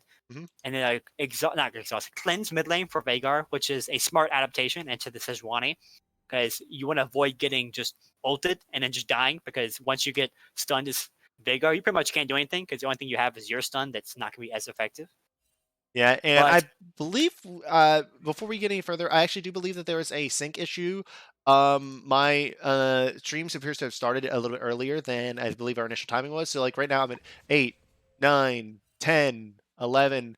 Let me pause it for a second to incorporate with you, and that should be good now. Sorry about that, ladies and gentlemen. Technical difficulties. We love them. I'm glad we're back on the same page now. The last thing I want to mention, though, the biggest thing that strikes out to me for those at home, the Sejuani running Hellblades. You might be wondering why she's not running Aftershock. Is that a mistake? It is not. I mentioned coming into the game that Trundle is able to steal your armor, and Magic Resist with Subjugate. And by using Hellblades instead of Aftershock, you're not going to get the bonus armor Magic Resist from Aftershock, which she can then steal and reduce your MR and Magic Resist even more, making it even more squishy. Instead, it gives her combat ability and the fact that she can now proc her Permafrost faster, as well as be a little bit better into the Trundle matchup. Yeah, and I'm really excited to see how that does develop, because that's one of those more volatile jungle matchups where this Sejuani appears to want to, invade and keep track of where that Trundle is. But Golden God has the Subjugate, does have the Chomp to steal attack. He's built a skirmish, and it looks like he's already going to be the one invading. He's invading onto the blue buff of Phoenix Fire, and it's completely unseen. Or, nope, never mind, he's just going for the crab. That would have been so good. Yeah. I thought he was going to invade. I thought that'd be actually pretty smart. I mean, we know with AWS, he's looking for gank mid lane. Yeah, Dilly, the carry of last game, he's going to be hopped on. One more auto attack will do it, and that's going to be first blood for Golden God and Toon Squad. Phoenix Fire taking a little bit of chunk there, but he does manage to escape with his life with relative ease. Top lane. Yeah, good job. Good job noticing the timing to get mid lane gank. Orianna, very mobile. Even without the E, still gets to kill him. Oh, return gank indeed there as the baby cage did lock him in. Now the Trundle once again wailing away, and this is going to be 2 kills in 2 minutes for Golden God. That's just brutal. I think there's nothing worse than, as a solo laner, teleporting to a lane after you die to immediately just die again. I was making... Stubbing your toe on your desk as you stand up. Okay, let's calm down here. Mid DC, I hope it's not Kushia. Stepping on a Lego. Stepping on a Lego. Okay. That's feeling the wrath of the TSM. Feeling the wrath of the TSM fan base. Okay, first of all, let's calm down here. Why you attack everything that I love? Second of all, wait, you're a TSM fan too? Yes. I am 2 for 2 tonight on accidentally insulting this man's teams. Hey, why don't you, while we're at it, just insult an MLB team. Let's see if you can hit that one. Yankees. 3 for 3. Oh my god, you're joking. Nope. I literally just picked my most hated team. Alright, how about the hockey? I don't really cheer for them, but if I had to cheer for a team, there's one. I swear to God if you say the Rangers. Oh, no, it's the Predators. Okay. They're my hometown team. Okay, what about NBA? Because we got to see how much. So you're 3 for 4. Okay, I could. You won't get this one because it's not a hated team, frankly. I don't know. I don't know. I'm gonna guess the Trailblazers. No, it's the Grizzlies. Oh, okay, that makes sense because of Memphis, and it also makes sense that Last Callista NA is finally going to be ganked out here in the bottom side, but Stun Daddy has the CC able to protect his 80 carry. We actually see the stun, unfortunately, but there's no damage to follow up. Except for a gank, actually. Yeah, gank onto Dilly. Dilly looks like that he could go low, but Phoenix Fire is there to able to protect that big old boar, being a body blocker for the little baby there in that robot. The flash over. I thought he got caught in the event horizon there. Nope, he did not. Flash clean over and got away scot-free. I'm not gonna say Riot may have screwed up there, but that should have stunned her. I don't know why she's out of. Maybe it was because it was Bristle's butt that hit the event horizon. Yeah, I think that the well, frankly, the way that the see if I first top lane finish. Yeah, top lane Hawaii versus Gaming could be in a lot of trouble. One more Searing Charge should do it, but he's not going to be in range for that Q to hit. Yeah, what I was gonna say the way the Event Horizon works, I believe, is actually that it's like the center of mass. If you think of a center of mass for your champion, that's what ends up getting stunned. Like if that center crosses the line, that's when it gets you stunned. Okay, that makes sense. But I actually am glad that Orianna got out because I was like, well, she got saved by Sejuani, but she's way deep in enemy territory, and the Leona did roam up, but she was able to kind of sneak away and recall in one of the bushes. Yeah, and with that recall, he does manage to get back, manage to, buy up some items. Looking at the state of the map here, there's still that pretty heavy gold lead for Golden God, who's going to be ahead just because of the fact that he got 2 early kills back-to-back onto Dilly Dilly, who's still ahead in CS, by the way. I know, I was about to point that out. The Dilly Dilly's been killed twice, including missing the entire wave because he TP'd and just died. But he's still up in CS. And he's only down 300 kills worth of gold, like 300 worth of gold. Which mostly comes to the fact that this Trundle is the person who's gotten both the kills. Yeah, but I mean, then again, you kind of want the Trundle to get the kills here because he's going to be the one killing the tanks. The Vigar is going to scale up naturally, but for that Trundle to hit that mid game spike faster, he's so impactful for the side of Imperial Esports. I'm sorry, not Imperial Esports, for Toon Squad. My bad. Toon Squad. And he is definitely committing to that mid game power spike as he is going for the Warrior build. He's already got the Searing Charge. Searing Charge. It's not going to really result in anything, as Hawaii Gaming still did have the pocket pistol. Worth noting that, okay, the Drake actually, I was about to say, nice take for the blue team using their bot pressure. Kalista, actually, last Kalista NA has Kalista in his name, and I can say he's pretty effective at playing it. They've won bot lane both times, but the ult coming out top lane. Ult coming out of top lane, both ultimates, the knock-up onto Hawaii versus Gaming. That's a lot of damage. Scarl just got here, and she's already gone. Here comes Hawaii versus Gaming, straight to the grave via Orbit Deceit and Phoenix Fire. And that's big. That's really big for this top lane. We mentioned that this is a good lane for this Kled. You can see it's up 20 CS, but now he has no TP. This will let this Orin free farm. He gets the kill, actually, so he'll start to catch up on experience and gold. Actually, as a matter of fact, he's up in gold because of that. So really good job for the Sejuani to put this lane at even from just one simple rotation. Yeah, I want to say, what's the rate there? Is it 20 CS? Well, actually, right now it could just be one Morgana equals a kill there for the side of Toon Squad. They are dominating this early game. That's a second in this dive. Imperial Archer is going to be the next man to fall here in just a moment. That's going to be the primordial burst capitalized by Golden God's auto attack. Yeah, really unfortunate for Orbit Deceit there. He teleports, which is great and all, but he teleports from lane with no health and ends up just giving out another kill. I think that probably should just let that death over. The only positive that comes out of this play is the Rift Herald that's picked up for Imperial. They're able to drop in mid. There's no defense on it, so they'll get a lot of plates off this. But a good dive, actually. Well executed by Toon Squad. Bouncing of the aggros. The Vagar is actually tanking when the rest of the low health members went on to this Callisto, so didn't end up having any of those dies. So 3 for 0 in the die, very effective. Incredibly effective there. Yeah, you didn't lose any of your own, and they lost 2 of theirs. You always take that, unless you also trade something like a Dragon or Baron, which the side of Toon Squad did not.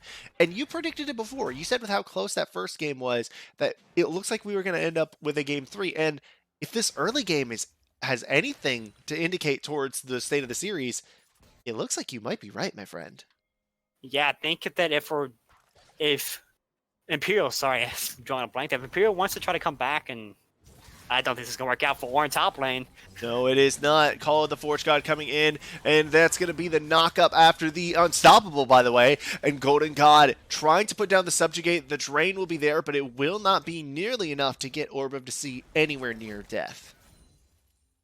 Yeah, I'd have to check if he had that up. I think of maybe being a little stingy. Probably could have used that to begin with to reduce his armor magic resist so that that does more damage as well as him. But they do get the flash out, and which gives it puts them at even. They're going to continue the dive. Yes, they are unstoppable, by the way, and so is Golden God. Yeah, he's actually 5-0-1 on this Trundle. He has a lot of gold on him. He's got about 2,000 gold to spend. He's going for that early game build with that warrior and see what I wonder when he goes into second. He may actually go into something like a Black Cleaver. If he really wants to feel fancy, he could go into Bork. But I'm really eager to see where he goes secondary with this.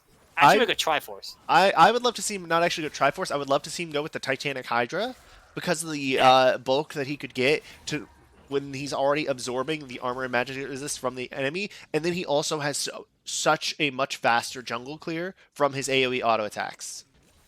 You know what? That is true. And actually, oh, you see the Shockwave come out mid. Shockwave come out mid, but a beautiful cleanse. That might have been a Captain Jack there from K-Mantic. Does manage to get now Stun Daddy in the bottom lane going in deep onto Gold Waffle, who does go down. Got flattened like a pancake. Double kill for last Callista NA.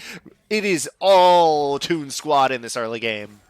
Yeah, they really have been crushing it. Good job bot lane. The one thing about Morgana is when you pop that Black Shield, if the enemy team saw a CC, they're just like, okay, I'll go after you now.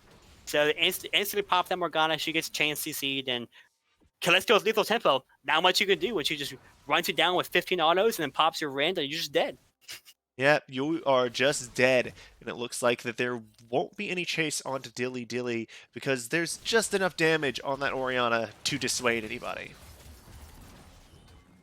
A little bit of fighting in the top lane, but I don't think this is going to really result in any kill quite yet. Orb of Deceit is actually taking a significant amount of damage. Here comes the Brittle Procs, and the Call of the Forge God will knock him off of Skarl. Looks like Hawaii versus Gaming will have to walk away, but he does have the pocket pistol if he wants to try and snipe out Orb of Deceit. He's going to go back in. The auto attack's going down with that Hydra. Orb of Deceit going low, but that's going to be the Sunfire of the Bomby Cinder going into Hawaii Gaming, and he's going to go down.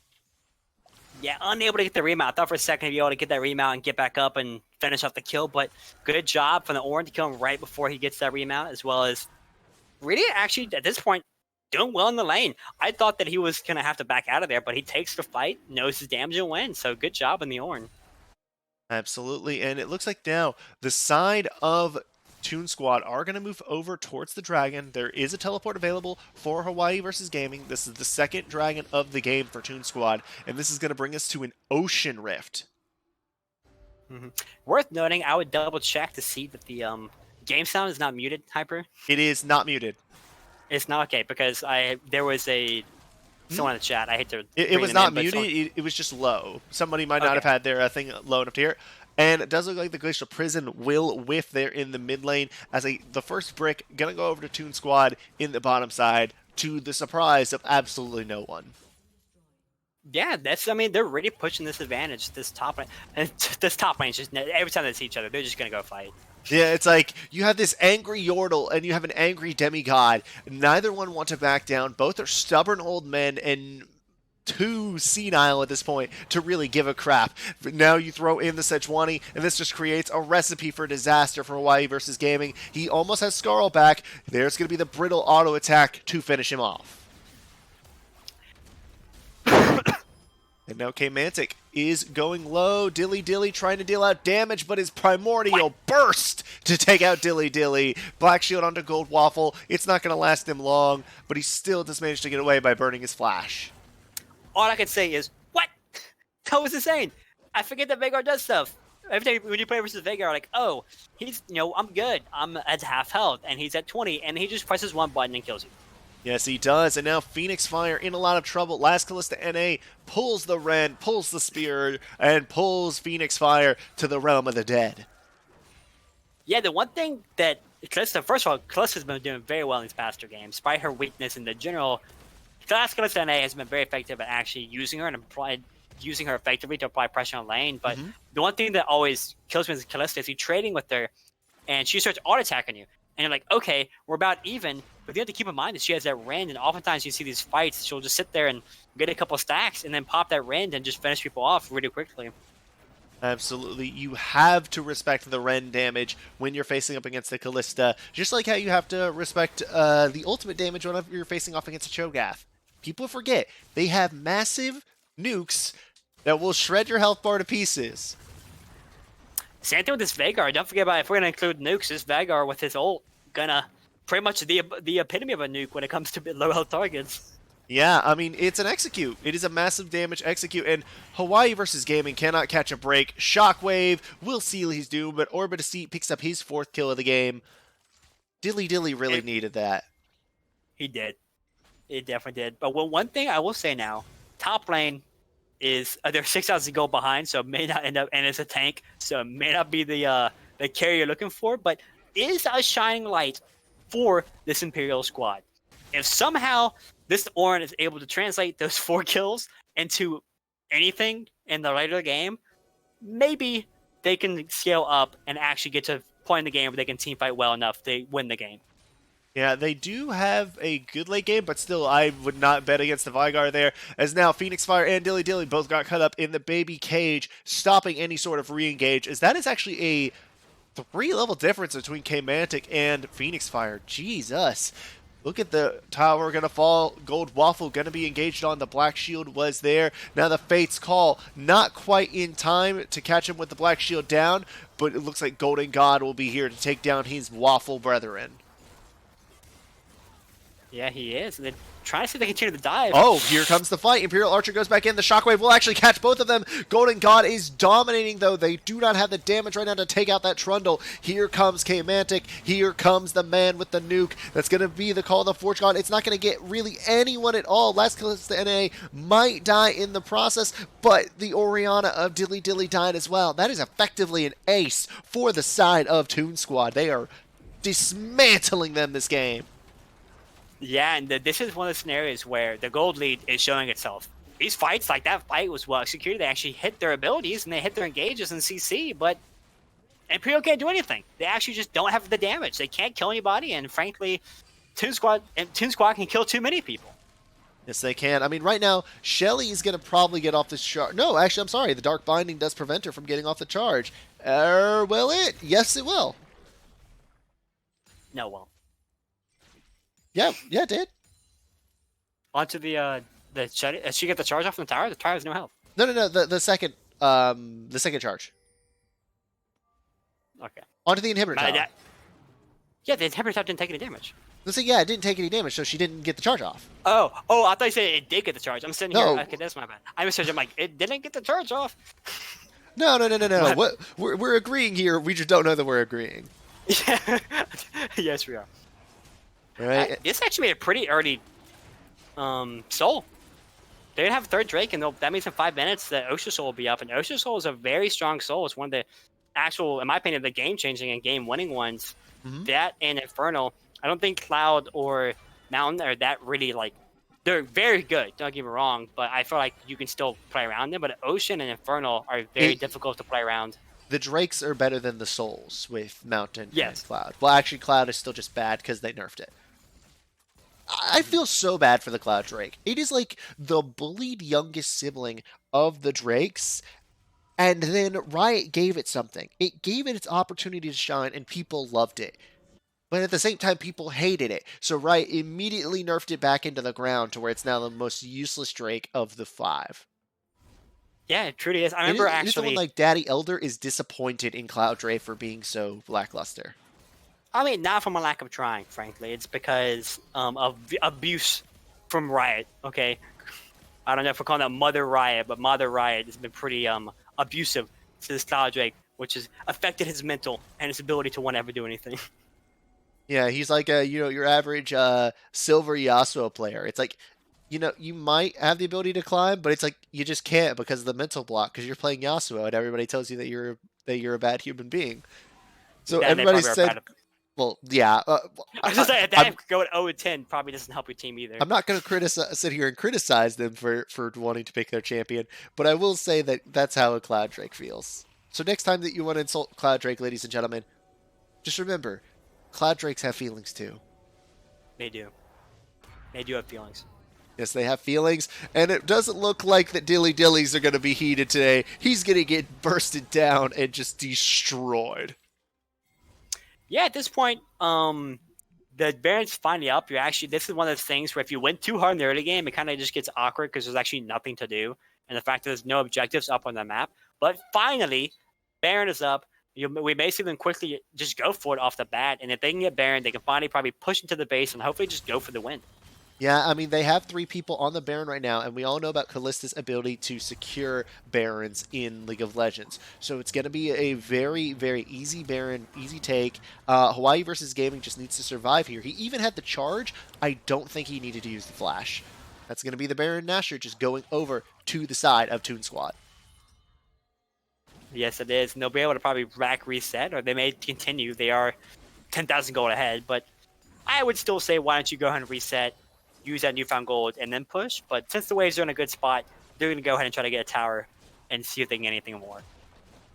Yeah, right now, Toon Squad are in a good place. They don't really need to do anything except for, just utilize their Baron and push these waves. They can just take this game at their own leisure. Blah, I couldn't get that word out. And just siege down this tower, because they also have such a great team for sieging. You have Kled, who can have a fantastic counter-engage as well as split push. You have Trundle, who can zone people off with the pillar as well as the subjugate for draining off a tank. You have Leona, who can engage and counter-engage. You have Vigar, one of the single best sieging champions in the game because of the baby cage. And then you have Callista, who it's like, oh, you're going to try and go in on us. Nope, Fate's Call, Leona to the face. Speaking of that sieging mechanic, pops down the baby cage. Van Horizon actually forces him off and lets him get some more damage. Nice that was a though. big shockwave coming in, and that's going to actually take down K-Mantic. That is the shutdown that they needed. That is the person who is enabling these fights to go off. Now, last Callista NA dies off Orbit to C. He's going to die. Twin Snakes die together as Golden God bites the dust too. It is a 2 for 3 thus far. Looks like 3 for 3. Dilly Dilly and Imperial Archer, the 2 that needed to survive, were the 2 that ended up surviving, and that is huge for the side of Imperial Esports. That is. They get a bunch of kills. They also shut down these Barons. They didn't lose their tower. They give some key shutdowns as well as some gold to key members, including Diddy getting the shutdown on this Callista. That's a bunch of gold. It's going to allow her to complete some items and get stronger. And like I mentioned, I joked about it earlier, but if this Imperial squad can get to the late game, can extend and not lose, their team fight becomes very easy. And I think that they can win these team fights because when it comes down to late game, especially in elos like this, the easier to execute fight usually ends up winning. Solely because it is easier to execute. You have more opportunities to do that engage and to find that fight. Yes, you do. And as you said, it's much easier to execute, much easier to engage. But right now, this is going to be the soul up. There's only 2 members with Baron left. I believe it is Stun Daddy, and I want to say it is also Hawaii versus Gaming, who still have the Baron Nashor on them. So they can't really push anything right now. Instead, they are just going to go for this for this soul. Yeah, I will mention, I don't want to get too ahead of ourselves. Toon Squad is still up 11,000 gold. Yeah. And they're still at 10,000 now. They're very strong. One missed fight like that is not going to change things. It's going to take a couple of big mistakes, including missing fights and maybe even losing a Baron, to put them at equal. So because of that, I think they're still in a great spot. I'm just trying to show that there are opportunities that they aren't able to push this win, which they can't easily now. They have plenty of time, but if they do exhaust that time, they may find themselves in a harder and harder spot to win the game. Yep. And now that they are potentially in that harder spot, it will be interesting to see how they do. But Ocean Soul now with a sieging composition, all they need to do is not get caught by another shockwave like that, and they're fine. Hopefully K-Mantic learns his lesson, at least hopefully for the side of Toon Squad. Yeah, the one big thing about playing versus Orianna is to watch that ball placement. So just making sure in these team fights, when they're sieging, not to extend too far up, especially if the ball is behind you, make a shockwave to game. As well as, I think right now, you probably just wait for Baron. You have it up in 2 minutes. Try to push these objectives. Don't just sit back. But there's no real need to try to force something because you're risking, in my opinion, you're risking more of a chance to give the enemy team more gold I think you just can try to slowly bleed them out. You can maybe try a couple plays if you find like maybe Orianna by herself top lane. You can try to do a quick play, but for right now, I think that what they're doing, rotating around, applying pressure to all these different waves, trying to get some tower damage, and hopefully break a tower without the Baron is the right way to play it. Oh, but look at that. K-Mantic might have gotten caught. That's going to be Call of Forge God, and that's going to be a shutdown once again onto K-Mantic. He dies off, and now Golden God bites the dust as well. That's a shockwave going to help pick off Last Callista NA. We talked about it before. At the side of Imperial, they're not dead yet, and they most certainly are still kicking. Yep, I was applauding them for just playing it safe, but gets picked. I mentioned that they have to do too far, and I didn't even think that was too bad. That was more of a good snipe by Gold Waffle and a good pulling of the trigger, basically. I think that it was good on Imperial to say, let's go in. We're not going to win just sitting around. That's a good fight. It's a decent engage, and they went for it. And a pause coming out here. I'm not exactly sure what I'll say what it is, and because of that, we're actually going to have to cancel the inhibitor graphic, unfortunately, because it's on a timer. It is. In fact, the DC from the mid, he's back, it seems, was what the issue was. I don't know if it's most likely internet connection, but it seems like he's back. He's reconnected, so he should get unpaused soon, based on, well, the game, to be honest. The game stats tell me they reconnected. Mm-hmm. But in the meantime, we can kind of analyze that last fight. That was a really good fight. They went 3-for-0, actually. I don't think the Imperial ended up losing a member. They had a good pick onto Veigar and a quick kill, which is big in the fact that Veigar in these team fights applies a lot of like control. Like you control areas with your event horizon to block off the enemy. Basically, if you put an event horizon, you can't. It kind of blocks off that area because people inside can't move out, and then people outside of it have to move around it. And in some places, you just can't be a part of the fight because there's no actual way through it. Mm-hmm. So in that case, gets killed. They lose that damage, and they also grouped up for that the Ornn ult, which was pit, I think, 3 members. So just a really well executed fight. And I mentioned this earlier. It's very easy for this Imperial squad to get fights like that. You just need one of like 3 engages. You just need a bind. You just need a ult from Sejuani, or you need a good ult from Ornn, and then you can follow it up with the rest of your abilities to get more fights like that. Yeah, and if I remember correctly, there is going to be about I want to say another 4.5 minutes on that inhibitor. Again, we did have to shut off the graphic, unfortunately, because it is a video independent of the right API, unfortunately. It looks very nice, but again, it does have its limitations. So apologies if there is anybody in the chat who absolutely fell in love with that inhibitor graphic. One thing we can mention, it's always good to focus on, is ornaments. If you guys don't know what ornaments are, it's just Ornn items. It's just a fun way to say Ornn items.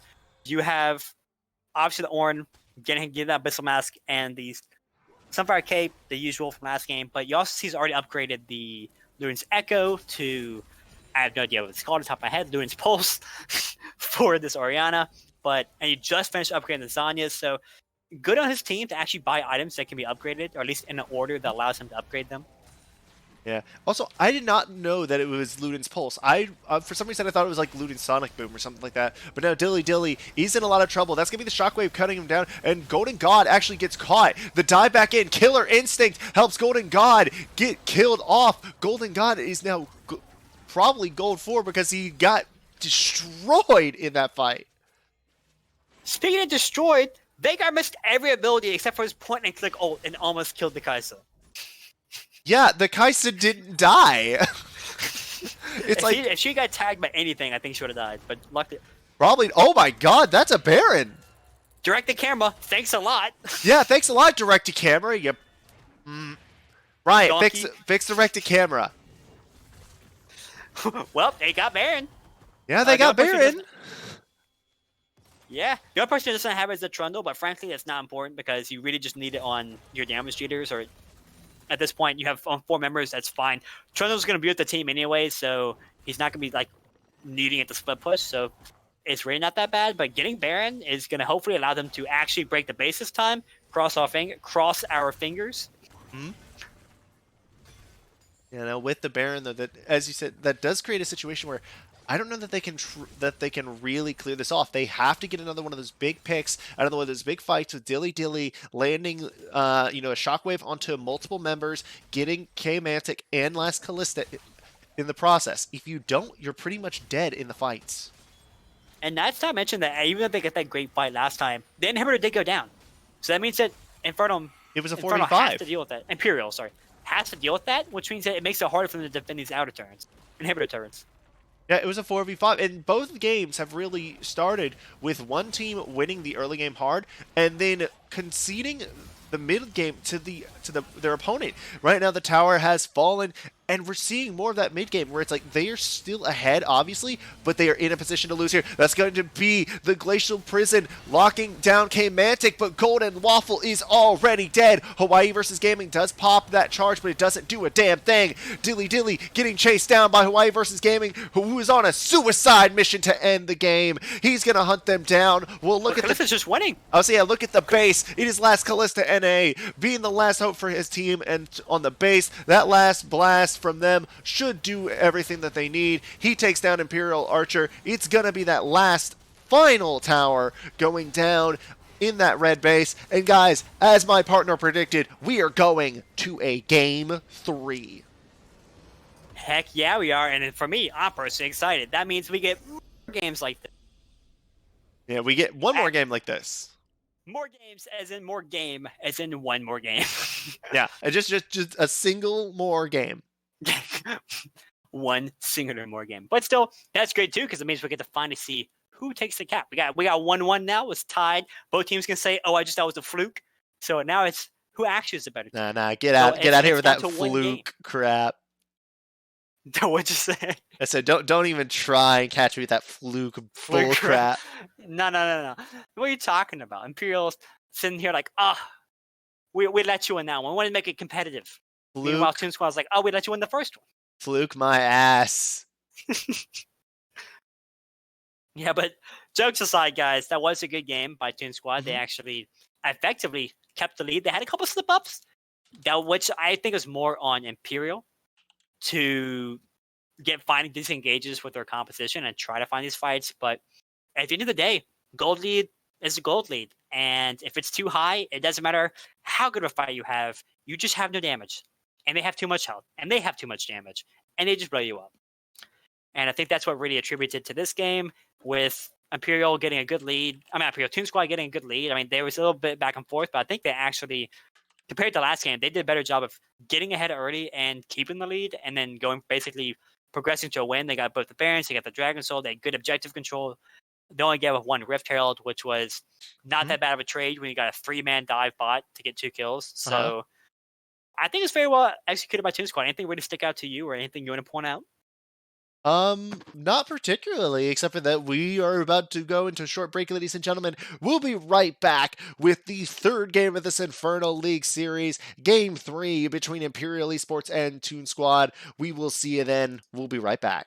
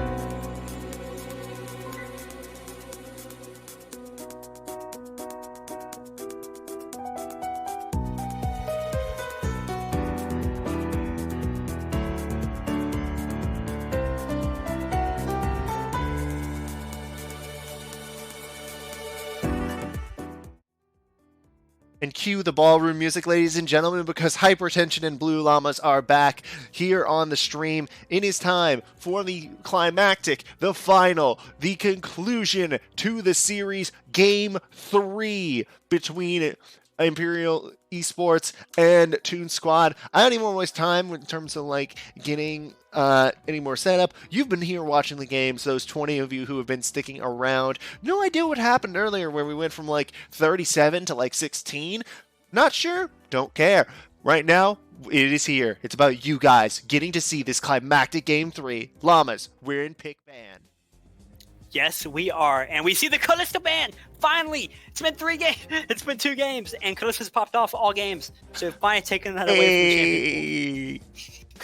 That means that for once in my automated, in my not so automated draft setup, I won't have to put Kalista as one of my picks. Yeah, that's actually really good. It is so weird putting Kalista in because I never see her. Yeah, I bet you it is. And they're just hard targeting AD carries. Let's see if we can we get 6 AD carry bans? Oh my god, can we get a Felios and Kaisa here? Well, there's a Felios. Kaisa Zaya. Come on, let's do it. Okay, no, don't ban the Birdman. Don't ban the Birdman. Give me a set. Oh my god, he's the most fun champion to play by podcast because his kit flows so well together off the tongue. The showstopper, the haymaker, face breaker. Oh my god. I love casting that champion. They banned the Birdman instead of the Bird Woman. What a shame. Yeah. And then they ban the Diana. They just can't give me nice things. Well, for the third game in a row, we will get the Morgana for Imperial side, and they, as in the past games, have put a bunch of pressure on that pick. I think they very much like it. I think there's a lot to go with it. I think the Black Shield's really effective, and it's good at setting up picks, so they very much like it. And if you know that Toon Squad's gonna favor this Leona, I think it's a good pick. Yeah, but even then, it couldn't block everything that Leona was dishing out, and you saw a lot of it. But the Jarvan, which has banned both of the previous games, is up. Will the side of Toon Squad lock it in? Yes, it will. And again, it has been Imperial banning the Jarvan in both games, so this is a huge pick to concede here. Yeah, I was about to say this is a bunch of engage. They gonna pick it? No, I'll wait for this pick to go through before I make my point. But basically, this Leona and Jarvan are very good engage, but Kindred's fantastic at saying no to your engage, as you can go in all you want. She'll make sure that no one dies. We have a Kindred, ladies and gentlemen. This is gonna be a very interesting game. Because Go ahead, sorry. Okay, I think we can just say this. Alright? I think I'm gonna go Cody Rhodes. Forget the meta. You thought I was gonna say something else, didn't you? Honestly, there was no word of possible. I was sitting back, honestly, pretty much like any of the Twitch viewers, because I had no idea where that was going, and I was ready to see what you were going to say. Yeah, well, because what he says is he goes like, bleep the Revival, a tag team on an opposing brand. So yeah, in this one, it's like, forget the meta. Because right now, Imperial don't care about the meta. They don't care about what's good. They have their picks, and they are rolling with it. Lucian, Morgana, Kindred versus Xayah, Jarvan, Leona. Again, it is spice versus meta, and I love it. I've even got a thick Cajun seasoning here on my desk just to enhance how spicy this is. Yeah, I'm glad that this game isn't just salt and pepper, which would be honestly pretty boring, because that's what most games are. But they're bringing out the spices. Hey, well, don't insult salt and pepper. Their music wasn't bad. Okay, it's not. Oh my gosh. Yes, ladies and gentlemen, I just made a salt in the chat. I'm sorry. Thank you guys. Believe it or not, Freak moonlights as a guy named Hyper10sion. I mean, all casters have their own puns. I mean, but seriously, have you ever like seen one of those videos of Freak off the camera? He literally just speaks in puns. Oh, I have. Yes, I have seen. See, the thing is, it's not a persona when multiple personalities guarantee the fact that he does it in real life. Yeah. Anytime you see him, he does the puns. I've been to multiple events and met him. The puns are there. Yeah. And speaking of being there, the Kled is there again for the side of Toon Squad. It worked very well in the last game. But then again, in that last game, they had the Callista. They had the Vigar. So we'll see if that other Yordle is locked in here. Oh my god, is that what I think it is? I would love to say that's a Nautilus mid. No way. However, I would like to also believe that it's most likely Morgana mid, but we'll wait for this pick to come through. No way. If it is, I'm just gonna put on the screen that it's a Nautilus mid, because I want more spicy things. I want this to be like the hottest water period. And I'm not talking like hot like Morgana, because she is pretty attractive. That is one. That is a champion that just like has such gorgeous art. But I'm talking like just spicy, and this Poison. You can't get much spicier than Poison. Okay, I have no idea where anything's going. I think that. Okay, this is the Nautilus top. Back. Get right now. Oh, I got you one better. Lucian top. No. No. You tell me that you don't think Huni plays for them? I think you put the Lucian top, put the Not mid. Okay, look. Okay, I am a Fnatic fan. So I've had enough of Hoodie's crap over the years. I have put up with too many pocket picks. No.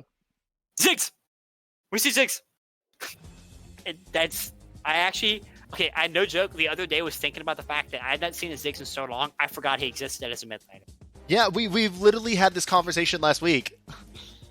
You had it. I say that's the thing. Like when you talked about that, you talked about it with me. So guys, last week we were casting a game between the University of Alabama and Memphis, and what happened was there was a Ziggs hover and a Ziggs ban, but there was no Ziggs lock in. And my friend Mr. Blue Llamas was super sad about it because he loved Ziggs and he forgot that it was a champion for a bit, and he felt super bad about it. But Yeah, guys, they're giving us the Ziggs. They're giving us the spice. Oh my gosh, it is getting late here, but I don't care. I don't care that I'm hungry. I don't care because this is one of the spiciest freaking drafts I've seen in a while. And here's what I think it will be. Are you putting it on the stream? Yeah, So I is just this put your it. predictions. Yeah, I just put it on the stream. Yeah, that makes the most sense, frankly. But I don't want it to be that because I would love it to be just even spicier because you got the spice mix. Just make it more. Just marinate it. Make it stay there longer. Make it more spicy. I mean, at this point, I already made a salt and pepper reference. At this point, you're going to make me make a Spice Girls reference. Don't do that. Don't make me make a Spice Girls reference.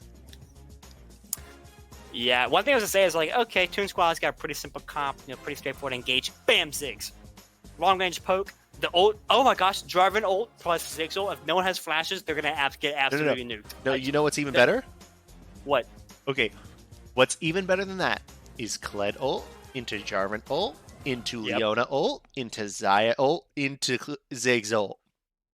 Yeah, especially because they'll be locked down. Because if you get them trapped, the biggest thing about that is the Xayah ult, because then you can actually root them all there. Wait, what? And then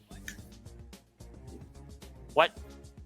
Okay, apparently the client decided to die for one of the players, and it locked them in Rise, so I got so confused there for a second. Yeah, I'd be very sad if they picked Rise, because I like the comps there. I'm really eager to. Hey, two things. Okay, Find out where they go. And second of all, pause. I would like see to them in address, action. because we are actually waiting on some help out here from the side of Toon Squad. I would like to address Islamic Samurai in the chat. Islamic Samurai, why not pick Vel'Koz rather than Ziggs? Because Ziggs, that's why. Because Vel'Koz is actually fringe meta. Nah. You think we care about meta here in this game 3 of the Infernal League? No.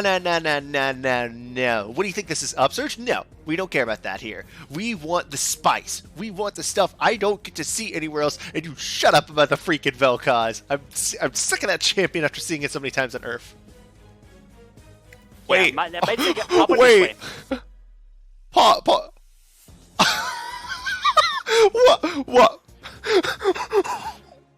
Wait, what? Ladies and gentlemen, we have come across something spicier than any of the draft picks. Yeah. Spicier than anything that's happened Okay, today. legitimately, this is the funniest thing I've heard all day. So apparently, one of the players of Imperial did not own Cassiopeia. So they just said, hold up, somebody needs to buy Cassiopeia. So we have to patiently wait as they go to buy. Oh my goodness. They need to enchant another shard. This is getting better. This is fantastic. They finally acquired the champions. Okay, I don't normally cast low elo games because a lot of time, particularly I have a bad habit of doing this in like bronze and steel, iron and bronze games, is I end up flaming the players more often than not. I've managed not to do it in like plat and gold because these players are like, they're mechanically decent. It's just sometimes they don't always make the best decisions. But this stuff is actually making me like happy and like confused. Like this is the fiesta I was hoping for when I joined this cast tonight. Yeah, and speaking of fiestas, we have the spice for the salsa. I think it's a fantastic game for us to dip right into. But no. Also, Islamic Samurai, you said it's a better matchup into Cassiopeia. It doesn't matter if it's a better matchup into Cassiopeia, man. Let's calm down, Islamic. Let's not be rational here. Leave that at the door. No. We're talking about fun, spicy picks, not actual picks that make sense. No. I was like, yeah, you're trying to think like you're just small braining it. It's like K Mantic here. He's got that galaxy brain level 9 billion IQ picks here with the Ziggs. Remember, you're trying to make sense over here with your like 125 IQ brain, which is actually pretty smart for those of you who don't know the IQ scale. But no, he's over here with the 9 billion IQ brain and the 9 billion IQ strats. And oh my god, Orb of Deceit has Lucian. I told you. I said it's Lucian top, and you said it's not. And There's no way that this goes through. There's no way. I'm wrong, because I guessed that it would be Nautilus support and okay, Morgana guys, mid. I'm going to swap it back for a moment. That way I can figure out where these are going to go and then reposition them where they are actually going. Wait, it gets even worse. Imperial Archers or Morgana? Okay, that's why they had to buy it. Okay, so they memed the in-game pick to screw with the enemy team. So now they're going to trade after the fact. The only person who actually picked their champion, it appears, is Phoenix Fire. Because we all know that Imperial Archer is not going to play Morgana. There's no way. We say we know that, but do we really? Because they haven't traded okay, yet. As someone whose family used to raise llamas, I know how to, like, immobilize one and put it to sleep. Don't get me started, man. Don't do that to me. They haven't traded. They still have not traded. Okay, we got one trade. Okay, now we got a trade with Imperial Archer going to the bottom lane. Okay, so thus far it is a Cassiopeia top, Nautilus mid, and Lucian 80 carry. But now we're seeing a swap to Morgana in the mid lane, so I'm not sure which one is go. We will see once this gets locked in. And again, this is one of those games where I'm just expecting such a spice-filled, meme clown fiesta because of these two compositions. However, the composition of Toon Squad does make a lot more sense. It does. But one thing I want to say before we get into actually analyzing the competitions is you thought you could get away from Huni without the Lucian top, but the Cass top still prevails. So Huni, that doesn't count. That's not just a Huni thing. Yeah, but he plays it a lot more than anyone else does. It's been a thing regardless of Huni. It's not like Lucian top where it's... I mean, other people play Lucian. I guess they usually play mid though. Anyway, jokes aside, we'll talk about the comps a little bit, just a little quick eyeball. Definitely, before we get into any breaks or anything, Toon Squad definitely has the more standard comp with a very straightforward engage, very straightforward team fights, but the spicy team comp. That's what I'm excited for. I'm excited for Imperial Archer Squad, and we will look into that in a minute. Yeah, and guys, we do have confirmation there. What you see on the screen is correct. It is Cassio top, Morgana mid, Nautilus support. And this actually can end up being pretty good into the Ziggs because of the fact that she can actually keep the wave at range. The problem is going to be the damage that the Tormented Solo does in teamfights is not as much as other mid laners. Yeah, and they actually have a very squishy comp. They don't really have any tanks, which means Ziggs poke was really annoying to play around. He just chucks Qs and E's, and it's they don't have a lot of people that actually face tank that. So they can easily get poked out of the team fight. Yeah, it's going to be an interesting situation, ladies and gentlemen. We're going to send it to a short break, and we are going to be right back here with the Infernal League Game 3 between Toon Squad and Imperial Esports. We'll see you then.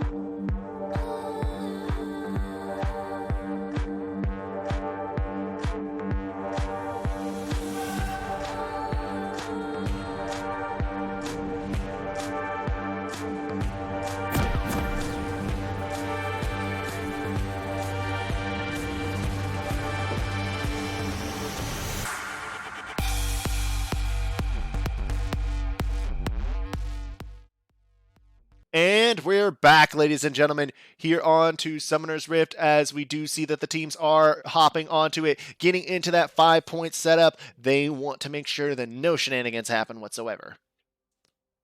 Yes, they are, and they're getting ready for this final bout. This is the final round. These two players, these two teams, these two boxers. Countdown. So these two boxers, they're bloody, they're battered, but they're ready to hit that final punch and knock out the enemy team. Yeah, they want to deal that knockout blow, or they want to, they just want to be the bomb. Sometimes, you have to think and be the bomb, as Ziggs would say, or some crap like that. He is one crazy champion in the lore. He would. You know how they are just team crazy, honestly, with a Jarvan. Not a Jarvan. Jarvan's pretty sane. Kled. All right. What? Jarvan's not exactly the most stable king. Okay, yeah, but he's not like Kled or Ziggs, like insanity. True. Very true there. Like, if you look at it, like, everyone in the League of Legends has issues, but I think that, funny enough, I think the most sane person in this game is probably Kindred. I mean, she talks to herself. Not as much as Kane, it's two beings in one, so I know. It doesn't count. It's not as bad as Kane. It's not as bad as Kane, because no one else hears Rost, so he actually seems like he's talking to himself. Yeah, but Rost is legitimately a different physical person, whereas Kindred is two beings occupying the same body. Yeah. Worth noting, Flash already has been burned bot lane. Just gonna put that out there. There is no Flash. How did that happen? Did you not see? They were taunting in the river. And gotcha. Not just went yoink. Okay, that makes sense. That Nautilus hook has had such a buggy hitbox as of late. I can hardly protect it. Sorry about that. Had a sneeze. Had a sneeze, and I didn't want to sneeze right at the mic. This is now we are seeing a gank around for their gank. This is not going to do anything, but it's fancy. Yeah. Remember, guys, you have to think with alcoves. It's like thinking with portals, but it's next level. And I know you guys can't see me, but I'm like touching my temples with my pointer fingers. Right, the meme, the think big brain meme, not big brain. Yeah, big. You have to big brain it. You have to think with portals, so you have to think with alcoves. Before we get back into the memery as the game progresses, a couple things I want to point out. Cleanse again on the mid lane. Honestly, why do I even try to talk? We see a fight top lane. Yes, we do, as that is going to be the violent tendencies going down. Hawaiian V Gaming is going to be dealing out a lot of damage. Here comes Golden God. The flash was there. Jarvan passive. Pocket pistol for the pickup for Hawaiian Gaming. And already off to a better start for this top lane Kled compared to last game, getting a kill and not being 0-5 at like 5 minutes. So that's pretty good. Was unfortunate. It was unfortunate. I think it's really good for him because I don't think Cass is a super fantastic matchup on him. That being said, he does have fantastic all-in power, and if he can get on top of her, I think Kled's fine. But Cassiopeia can be super annoying to land against because she just like heals for a mile, kites for like days. It's ridiculous. It's even worse in Earth, where like the healing just stacks and stacks and stacks and stacks and stacks and stacks. It's so annoying. This is the nerfed conqueror on her because previously she actually would never die because she would heal through literally anything. Yeah, her and Ryze both. I miss Ryze being good. But no. He still has his interaction though. Ravenous Hunter. Oh yeah, it still exists. I did hear about that. Yeah. But yeah, as you said, the Kled now having that no magic mantle, it will allow him to better survive the lane, and he could just build a Hex Drinker outright for the early game, and that way he would have the advantage over the Cassiopeia. And I think that's probably the move to go for right now. Frankly, he already has the items. It's cheap. First of all, you can buy the cheap component items. You don't have to like try to save up for like a Tiamat or anything. So he can get the Hex Drinker, and it should give him enough survivability in lane to go into his other items without worried about getting, frankly, just like killed down, basically bursted down. Yeah, and with those cheap items that he can build, it's going to make his job even easier. But you know what isn't going to make his job even easier? Is that poison and this Kindred coming up. Looks like Orb of Deceit did the damage, started the job. Phoenix Fire will finish the job, gets the kill onto Hawaii versus Gaming. While we're at it, I want to mention unfortunate, but she did not the Kindred. So one thing we're going to need to watch this game is Kindred's ability to actually get stacks and get marks. She does not have any currently, I don't think. She has one. She picked up the one at the Scuttle Crab. Yeah, she but picked up currently Scuttle. she picked up Scuttle Crab, but she did not have the top laner marked. She has Driver marked, so she did not get a single one for that kill. Yeah, it is unfortunate as a Kindred when you do fall behind in stacks or just don't get them. But on the flip side, it feels good that not only was the Cloud Drake your first Drake, but you were able to pick it up. That way you can get to actual useful dragons. I'm sorry, Cloud Drake. We had that whole PSA about not bullying Cloud Drake, and here I am being an absolute bully. I think the word you're looking for is hypocrite. Ouch! That's even more painful than bully. But yeah, the one thing that you really want to see with the Kindred, and I think they have it with at least the top lane, and the mid lane is not going to really lose, is you want pushing lanes, really. You want the ability to invade and contest scuttles, which means you need to have lanes that can actually help you if the other jungler shows up. So having a Morgana who can just W the wave to get the wave to push, and then having a Cass who usually will kind of be building this that did die, so she's kind of like less maybe having to push.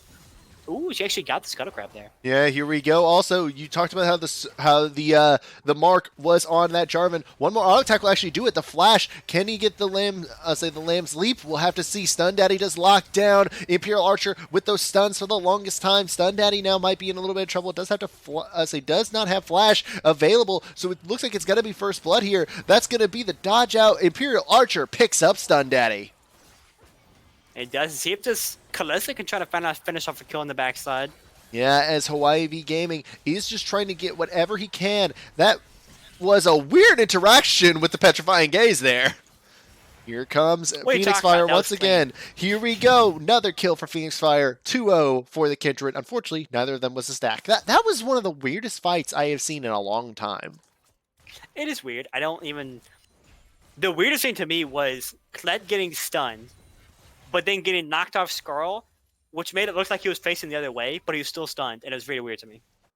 Yeah, that was just such a weird interaction. Whatever. That's one of those fights that you just, like, you take a look at it, you're like, that was odd, and then move on.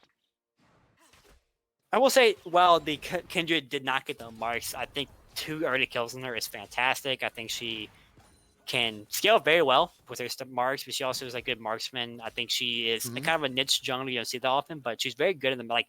She still can show up in the meta. You do see her picked occasionally if the matchup is good, and I think that getting a good lead early is critical in like making sure that she's actually useful and not just like another free kill, frankly. Because if you're behind on Kindred, especially if you can't get stacks or gold, it can be really awkward to play.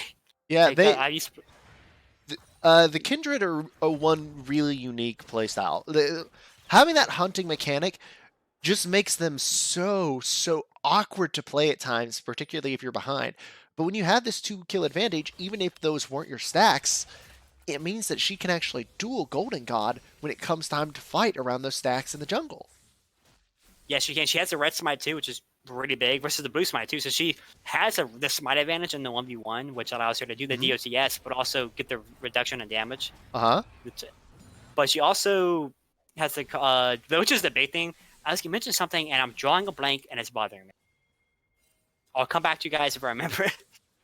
We talking about the stacks or the marks or what? Actually, we're going to talk about Golden God for a minute because he's going to hop right on top of what we're going to see. We talked about it in draft. Gotta focus the top lane, and that's yet another kill.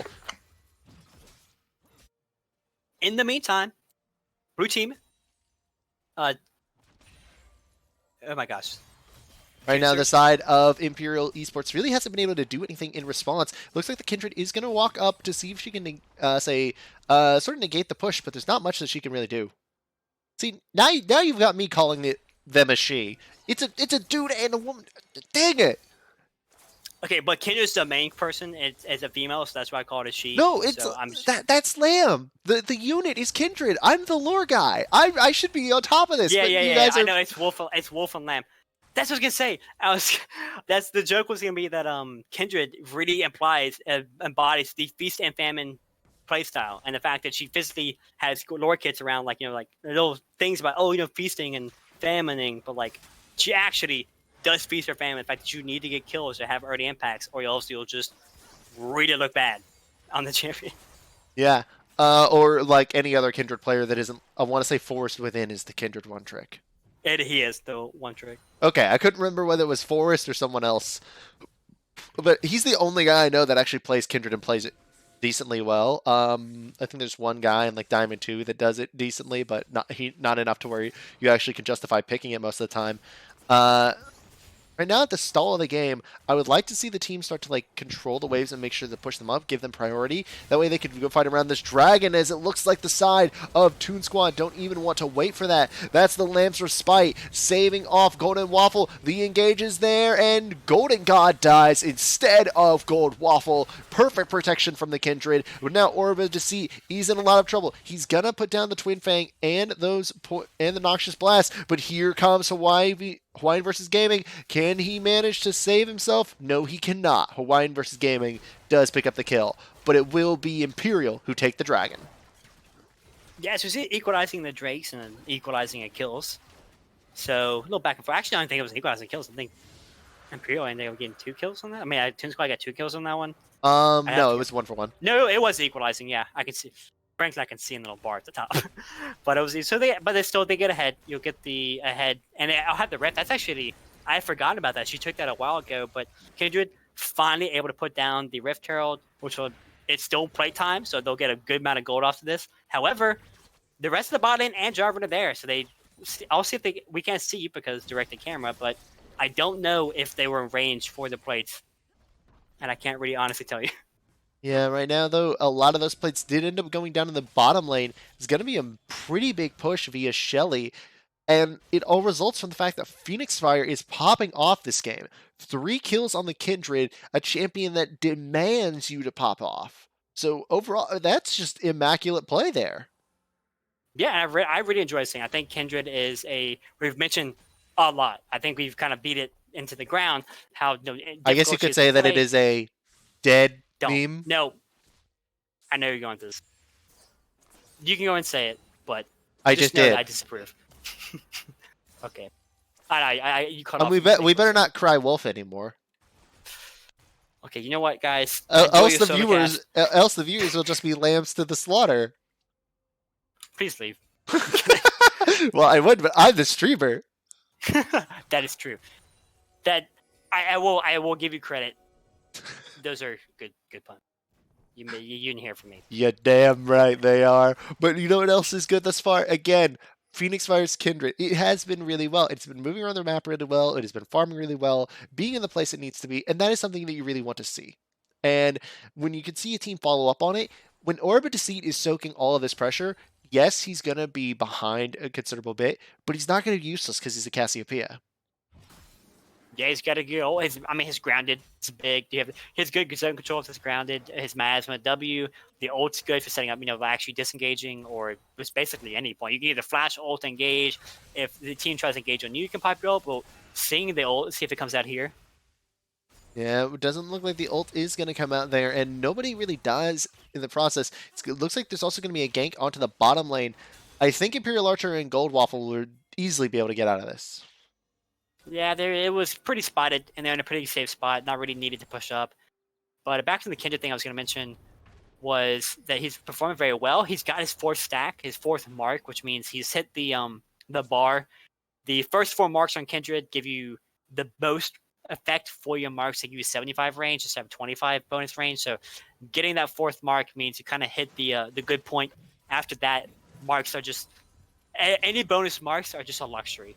Be honest, as the game progresses, you've gotten your 4 marks, you're ahead at a good point in the game. She's building what seems to be the Stormrazor with that cloak, and hopefully is able to push this lead further. Yeah, and it looks like that's going to be first Brit going down in favor of the Toon Squad, the top lane, which has been snowballing so hard for them as Hawaii v Gaming finally gets his chance to shine. Yeah, he does. He gets his little comeback game. I'm not going to lie. This is his redemption game on the Kled. And he just eats. I was going to see if Jarvan was going to be killed here. EQ'd of the wall. Kindred still chasing? Yeah, here we go. Golden God is dead. Courtesy of the Grim Reaper themselves.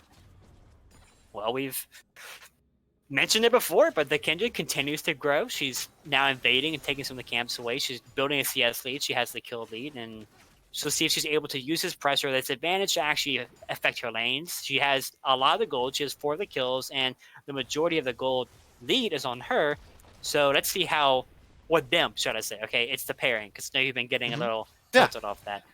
They most of the gold is on them, so I want to see them actually use it to hopefully get a Drake, get this Rift Tail, to hopefully get a tower, or actually help their lanes instead of keeping all the gold on them. One thing about Fed junglers is it feels great, but it can be awkward because the majority of the time you're not on the map or you're not in the lane, so the gold lead is just not really there. Yeah. And right now, look at Orbitus once again. He's just getting killed left, right, and center. May, I feel bad for you, man. At least you could take solace in the fact that it isn't Caps as Aphelios. Oh my gosh, that was horrendous. That's for those who don't know, Caps as Aphelios today was 0-9-2. a sight to behold. Okay, it was very educational for those people who want to know what not to do, frankly, or how not to die 9 times in the game and have 2 kill participation. Like, people mean about double F Senna, try Caps as Aphelios. Lord, it was bad. Yeah, I thought that's actually very much true. Yeah, and now, speaking of things not to do, I would not contest this dragon if I was the side of Imperial Esports. They are still ahead in gold by about 1,600. There is no need for them to contest this, but the Rift Herald they definitely should, particularly if it is Phoenix Fire in there against Hawaii V Gaming, because Hawaii V Gaming is at lower HP and is about to have Scarl popped, plus the Lambs are Spice. Oh my god! Well, that was a turn of events. Caster Cursed, I think? That's a massive engage in the bottom lane as well. Featherstorm, Blade, Collar, Imperial Archer trying to run away. The culling is popped, and so was his health bar. Looks like everybody's going to run. Golden God, not quite going to die yet. The shutdown comes out for K-Mantic. What the hell was that damage? I thought Phoenix Fire would live longer than that. Wait, that's a great direct line onto Last Callista NA. Gonna lock down, gonna burn down, and this is gonna be the tower helping them out. Stun Daddy goes golden. Oh, what a waste of a stopwatch, my guy. What a waste of a stopwatch there, as Imperial Archer is just gonna put another bullet through the brain. Yeah, I hate to harp on people, honestly, but that was a waste, frankly. They didn't, I mean, the best thing you say, oh, he bought time. For nothing. He actually didn't buy time for anything. They were like, I think, if anything, he helped the wave get there. Okay, so you have no room to talk to me about my puns anymore. What do you mean? He bought time. It was a stopwatch. Okay. These are not puns. These are just facts. Okay, no, that's a pun. Just like how Golden God is more of just punished. A dead man. He's mortal. He's very mortal. He's getting punished for overextending. I'm trying. I'm joining. You've yeah, I mean, again, at this point, we started to say this is like the point of the castle. Like, this game is such a fiesta already. At 18 minutes, we have the 14 kills. It seems to be just one pick off left and right. That there's not as much to analyze because there's just a constant state of fighting. Dark Binding catches Last Callista NA. That's one more kill over to Imperial Archer. We talked about how it was 14 kills in 18 minutes. Guys, make it 16 kills in 18 minutes. Or 19 minutes now, it's closer to. And yet another tower going low, but again, the Kled runs straight in. Imperial Archer dealing out damage. Hawaii V Gaming is unstoppable. 6 kills most of the game for the Kled. Yeah, if we can quickly sit back in this game, I will say that it seems like if I'm Toon Squad over here right now, I'm trying to follow this Kled around. He's clearly their win condition currently. He's very much ahead. He's very fed. He absolutely just deletes anyone he comes in contact with. So right now, as you get to the mid game and it's about to take over for Baron, I'd be looking for a fight. Yeah, you're gonna have to look for a fight here if you are Toon Squad. You're losing overall, but now Imperial Archer actually does take down K-Maddox Ziggs, and he does help Phoenix Fire get down Golden God. This is going to be the Kindred probably going down here. Lamps Respite will only buy you so much time. You didn't have Flash. You didn't have a Prayer, and this means that the Ocean Drake, which is up in about 2 minutes, can be set up by the side of Toon Squad. Imperial Archer trying to run for his life from Best Callista NA. There is no Flash for either of them, but there will always be the relentless pursuit for that Lucian. Yeah, in the meantime, though, would you see the Cassiopeia pushing by? It just panned over. That kid's pushing the top lane. She did not join the fight. She had the TP, but she chose not to join it. most likely because they started off basically. It was a winning fight for blue team. Imperial, they did get the 2 kills already, so she felt it better to sit behind, and as well as Imperial Archer was able to make it away, so they should be able to get this turret. There we go. The mini wave gets it, so gonna be a little bit of advantage there, kind of giving her some free gold. She did get to pick up the entire wave and side NXP by herself as Clyde went to help with the team fight, so not probably gonna be drastic, but trying to help this Cassiopeia come back in the game. Yeah, and at this point, somebody needs to help Phoenix Fire come back in the game, because Hawaii V Gaming very much seems like Kenshiro, except for he's saying it to the Grim Reaper. It's like as soon as Hawaii V Gaming is there, it's just Omae wa Monshindelu. Nani? I am death. How am I dead? Dead. That was the biggest bluff I've ever seen. Or maybe it wasn't even a bluff, but just by being there as Nautilus, Hawaii Gaming feels the need to ult away because he thinks that he's about to get collapsed on. And in truth, no one was behind this Nautilus. Nothing would have happened if that hook had hit. There was people coming down from river, but frankly, I think Clay could have just walked away. So not much invested to get a pretty important team fight out of this Clad. Yeah, I mean, the charge is such a vital part of Toon Squad's strategy that it's really going to hurt to lose that, but it's going to hurt even more for the side of Imperial Esports if they do lose their support here. Now that's actually a lot of damage coming in. They don't have the Kled nearby. There is no charge to join, so this is so much damage coming out from Phoenix Fire, and Gold Waffle is now on the front line too, taking up damage, trying to get it. Phoenix Fire actually does not die quite yet. The Petrifying Gaze helps them lock down Hawaii V Gaming. He goes down. Imperial Archer on the chase. They're just going to settle with that 3-0. Perfect fight by the side of Imperial Esports. And to add a cherry on top, I believe they'll be able to finish off this Drake as well, which will put them equal with the Toon Squad, and that's pretty big. They're shutting down this Kled. I mentioned that I think that Kled is the winning part for... Oh my god! I mean, I know Ziggs has bombs, but damn, he blew up fast. He did. He blew up quite fast there. Wait, he just left the game.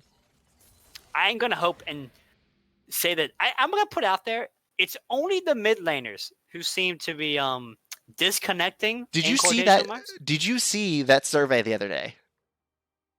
I did. I know the survey you're referencing. Yes. I am aware of the survey. For those of you that did not see the survey, there was actually a survey earlier this week where Riot Games took a survey of like gender, of relationship status, and like a bunch of other like random things based on your role. And the most likely position to be single are mid lane assassin players, which I find absolutely hysterical. Yeah, there was a lot of interesting correlation stats in that survey. There was a lot of things about how, another small fact, it's not as like spicy. That's the big spicy, the headline one that everyone likes to joke about, is that mid lane assassin players don't have girlfriends. Yeah, they were also most likely the ones most likely to be the most toxic. Yep. They decided to come. Too. Yeah, they are also usually younger players, and the only thing that was close to them was Yi players and Riven players, but like they didn't take individual like champions for the most part. But they did mention that like Riven and Yi did boost up their specific roles, but it wasn't enough to compile the amount that like Talon players, Yasuo players, Kiana players, Zed players, Akali players. I guess they counted Aurelia as an assassin? I'm not exactly sure. I would have to look at the thing again, but I mean, I could see it. You don't really. She still thought it was a bruiser, but I feel like versus Squishies, she is an assassin. Frankly, like if she gets ahead, Katarina is another one. Yeah, Katarina's another one. I was like, speaking of getting ahead, we have not talked about this at all. But Imperial Archer is 6-0-5 on the solution. How is he 6-0-5? That's nuts for him. When did this happen? Apparently within the past 23 minutes. I would assume. Yeah, we have not noticed this. We've been really harping on this. How much gold does he have on him? He has the most gold in the game. Once again, no, he's the second most. No, he has the most. I thought it's just I don't have dyslexia, but I dyslexically read that it's 9363 instead of 9633. So I thought that Kled had more gold. But yeah, so we need to focus on this. And these team fights, he's actually been doing pretty well. Last fight was a lot of him. He actually got a lot of damage off, was kind of able to quickly burst down the Ziggs and the Zaya. I almost say Callista because his name is Callista, but he's not playing it this time. And he did a bunch of damage in those trades. Hit a lot of crits with his 15% chance. He still managed to hit them. Uh-huh. Was it 20? I think. And so, yeah, I mean, I really want to focus on him in team fights. We've been focusing on the Kled.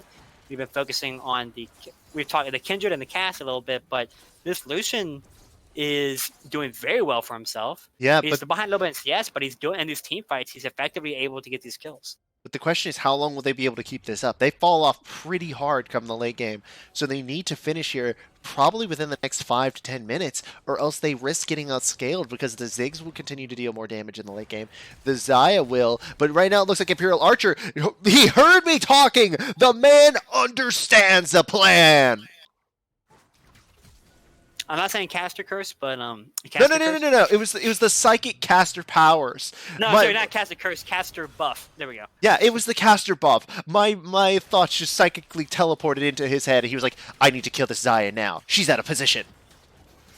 They're starting at the Baron, but I'd be careful because Ziggs has his ultimate and he has poke, and him showing up should be force him off. Let's see if they actually stick to try to go. No, they're gonna stick with this. Oh wow, that's a lot of damage on the Phoenix Fire. Never mind. Like I said, honestly, if he threw his ult and Q out there, I think he gets a kill. If Orb of Deceit was there, I feel, especially with Golden Gone was on the opposite side of the map. If Orb of Deceit had been there, that would have been an easy Baron Nashor for the side of Imperial Esports. Oh, by far.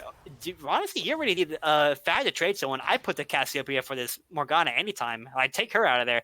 That Cassiopeia melts objectives with her ability to just use her E in the poison, and would be easy to have gotten that Baron if she had been there. Uh-huh. I want to say one thing. She has the Void Staff, which is good, except for the fact that at this point in the game, almost no one has MR except for the Jarvan. And the Leona as well, but I think technically... Boots don't... Well, let's not count Boots as real MR. Let's get real.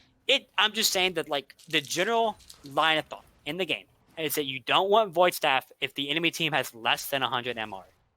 And I'm about to go down every member of the team and see who has 100 MR.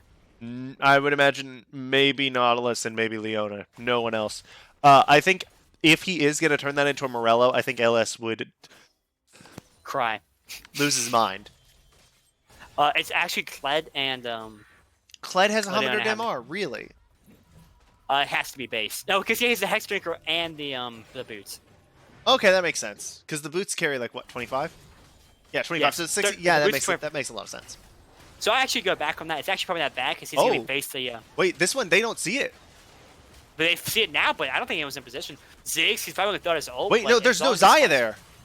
There's Xayah there, so here it comes. This is going to be the fight that could result in the climactic end of this Baron. We'll see how it is. The Lamstress fight is going down, and that's going to be the Baron going over to the side of Imperial Esports. Everybody's dying. Everything is going down. Hawaii V Gaming does somehow dodge out the Dark Binding. This is going to be a double kill for Phoenix Fire, only losing Gold Waffle 3 for 1 in favor of Imperial Esports. They've got the Baron, and now they've got their ticket to winning, and that was one of the worst petrifying aces I've ever seen.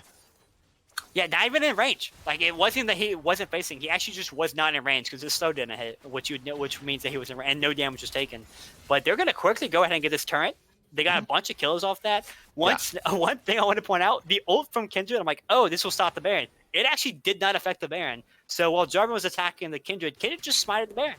Yeah, I think he thought that it was in, because it appeared to be in, but people forget, League of Legends is based at an angle because of the angle of viewing. So now this is going to be able to provide, I'll say, because they put down the Lamstress spite, and it did not affect the Baron Nashor, this is setting up the side of Imperial Esports perfectly. Memes aside, Orb of Deceit pushing on that side wave and making sure to zone out last Callista NA was pivotal in making sure that they could be able to set this whole thing up. Now, with this Ocean Drake spawning in 20 seconds, yes, they are burning away time in their Baron. It's only a minute 40 seconds left. It still creates a situation. They can draw the side of, oh my god, Toon Squad into a fight. And then they can collapse on them from there. Because here comes Dilly's Morgana. There is... there is Orbit to seed on the side. We'll have to see how it works out as Golden Waffle is going to be in the face of Hawaii Gaming. Everyone is right around the pit. That's going to be the death charge going out.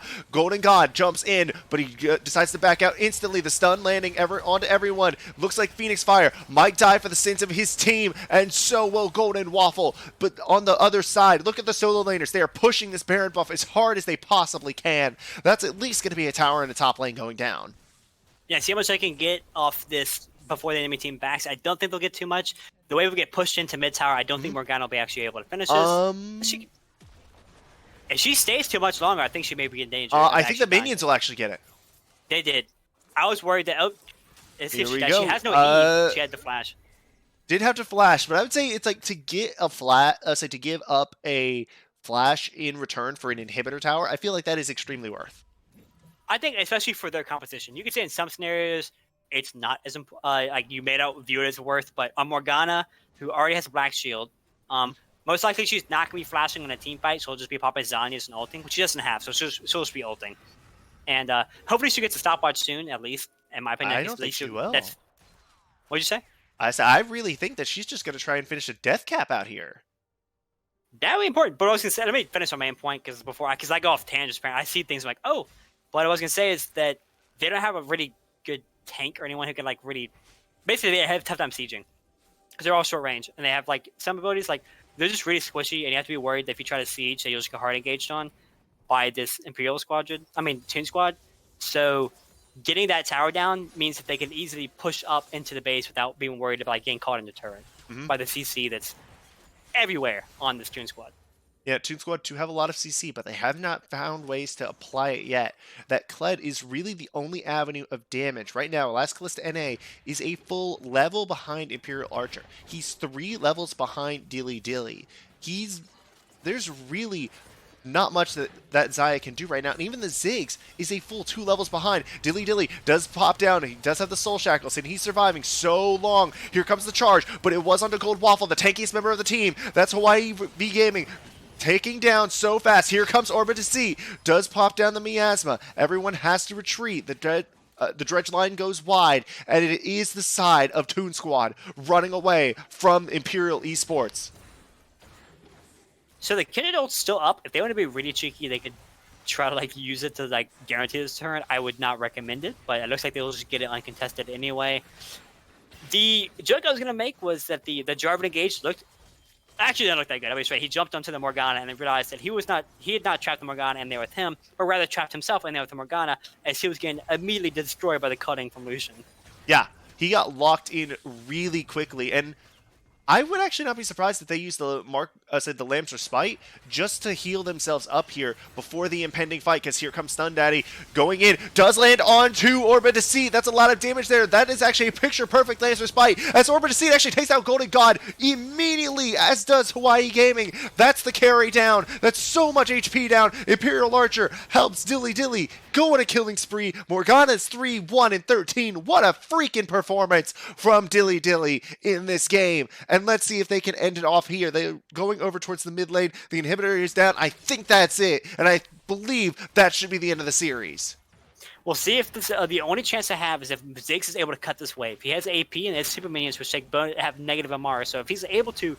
Oh, that's actually Zenith Blade. That's a lot of damage out from Sun Daddy. But at the same time, he takes so much. The culling does not deal enough. And now Orbit to see and Imperial Archer, they are so low. You have to run because the Kled is about to be up and he has the charge. Yeah, so we get Toon Squad lives to fight another day. They get their base is pretty broken, and so is probably their morale. But they can strap up, go back, and hopefully contest this Baron. Because frankly, if they don't, it's gonna be tough. They're just probably gonna lose the game. I think one more Baron and Imperial can just march down mid lane. Baron minions aren't that hard for the side of Imperial to take out. That's true. So I would not be surprised if they actually, instead of going for Baron, if they went for the Ocean Soul. Yeah. Triple Ocean with Ocean Soul on a comp that already does well into Baron minions. If you can secure this just right, you can catch Toon Squad with their pants down and then just go off from there with Baron and Ocean Soul. So once again, we see the She has TP. The Cassiopeia is pushing bot lane, but she can't TP to this if that leads into a fight. We'll see if she chooses TP or if she thinks she can get away with split pushing. Looks like right now it's just going to be a split push. Dilly did have the black shield on. That's a lot of damage, and now Dilly's probably going to die for only the second time this game. That is so much damage coming out from Hawaii V Gaming. They're going to concede the Ocean Dragon, so there's not going to be any soul quite yet. Wait, actually, Phoenix Fire is in here, but the Dragon is secured by the side of Toon Squad. One more hop, and that'll do it, but at the same time, they're going to lose another inhibitor tower, I believe, off the top of this. No, it did survive. No, I think that no, the rest of the team is back. I was gonna say Ziggs has to go catch the mid wave, which is attacking the Nexus turret. So Cassiopeia is trying to push up this wave to get the last auto attacks, but everyone's back, so she will be forced to back off as Kled chases her down. If you look at your mini map, direct to camera will not show us that. Yeah, direct to camera just doesn't like to show us what the real action, not these like massive melees. We want to see the good stuff. We want to see the barons. We want to see the towers. Give us the spice, directed camera. So good job executing spice. Yeah, I know. Dude, us is spice this game. Well, I'm saying it's making me hungry. Oh yeah, believe me as well. We're hungry for some more action. And it looks like we're going to get it. Everybody's positioning up around the Baron, ready for it. I would say ready for the impending fight. Yeah, we begin the vision now, which is important for Imperial to take care of, because as long as there's vision in the pit and vision around the pit, Toon Squad can feel safe to know that they're not actually taking the Baron and they don't have to face check. But they're immediately going to start up this Baron, and Toon Squad should honestly know this because they have they can see Morgana casting abilities. Let's see if they can get up, they get the steal. But it's got so much damage onto the Baron that it didn't even matter. Golden God is a golden dead man right now. And it looks like the side of... Oh no, that's a huge catch by Imperial. That's a long-range shark biting and catches K-Mantic. And this should probably be the closing fight. The climactic ending to this absolutely chaotic series. Down goes Stun Daddy. Down goes Hawaii V Gaming. Triple kill for the Snake in the top lane. Orbit to see. Bullied all freaking series. But ends it with a freaking triple kill. And the ace by Imperial Archer will seal the deal, and Imperial Esports will pick up their first series win, I believe, of the Infernal League. Yeah, congratulations to Imperial for this game. They really Wait, will they actually get it before the inhibitor respawns? Oh no! They didn't do it! Oh my god, I just noticed the freaking... They should still be able to win this. But still, that's quite funny. That is really funny. Like, the timer's just still way too long. As well as they have Baron and they're right near the undefended Nexus. They could probably just end for it. But still, they get the win. Back to what I was going to say, congratulations to them. They got the comeback, basically. They lost last game, and it was a pretty much a stomp last game. Like, they did have some stuff in the beginning, but once Toon Squad got ahead, they really just stopped for the most part and were able to effectively get the lead, get the Barons, get the towers, get the objectives, and just kind of win in a very efficient manner.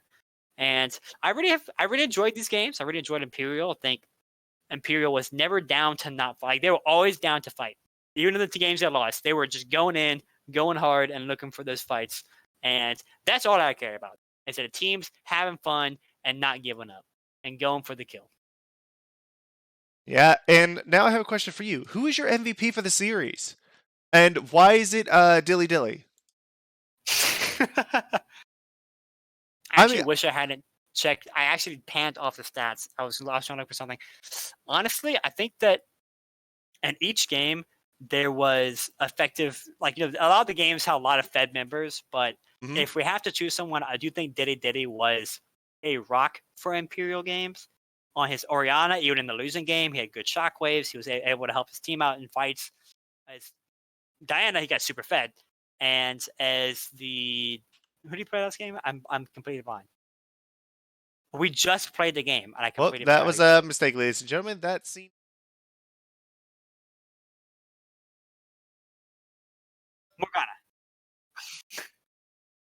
Orianna. He played Victor? That's right. No. He should play Victor in the game that lost. Yeah, and he was that the game. He played Orianna that game. Yeah, no, he put Oriana. No, okay. So it turns Because out that the audience couldn't hear me during that because there was a source swapped off for some reason. That was weird. okay. So yeah, now they can hear me. Yay! Yay, Hyper's back. Everyone clap. Put claps in the chat. Yay me! Thank you, Oski Games for clapping. But yeah. I mean, there's probably a lot. If I had, it was probably between Imperial Archer and Dilly dilly. Dilly for me. The only thing that I think they both had good games. A lot of them. I think Dilly was a rock and was very steady in his performance. I think Imperial Archer in the 2 wins was very effective in helping them win. I think when it came to the wins, Archer had more of an effect. It's like he was very effective on the Lucian and he was super effective on the Amphibios. But in this one, I'm still gonna say dilly dilly. I vote dilly dilly.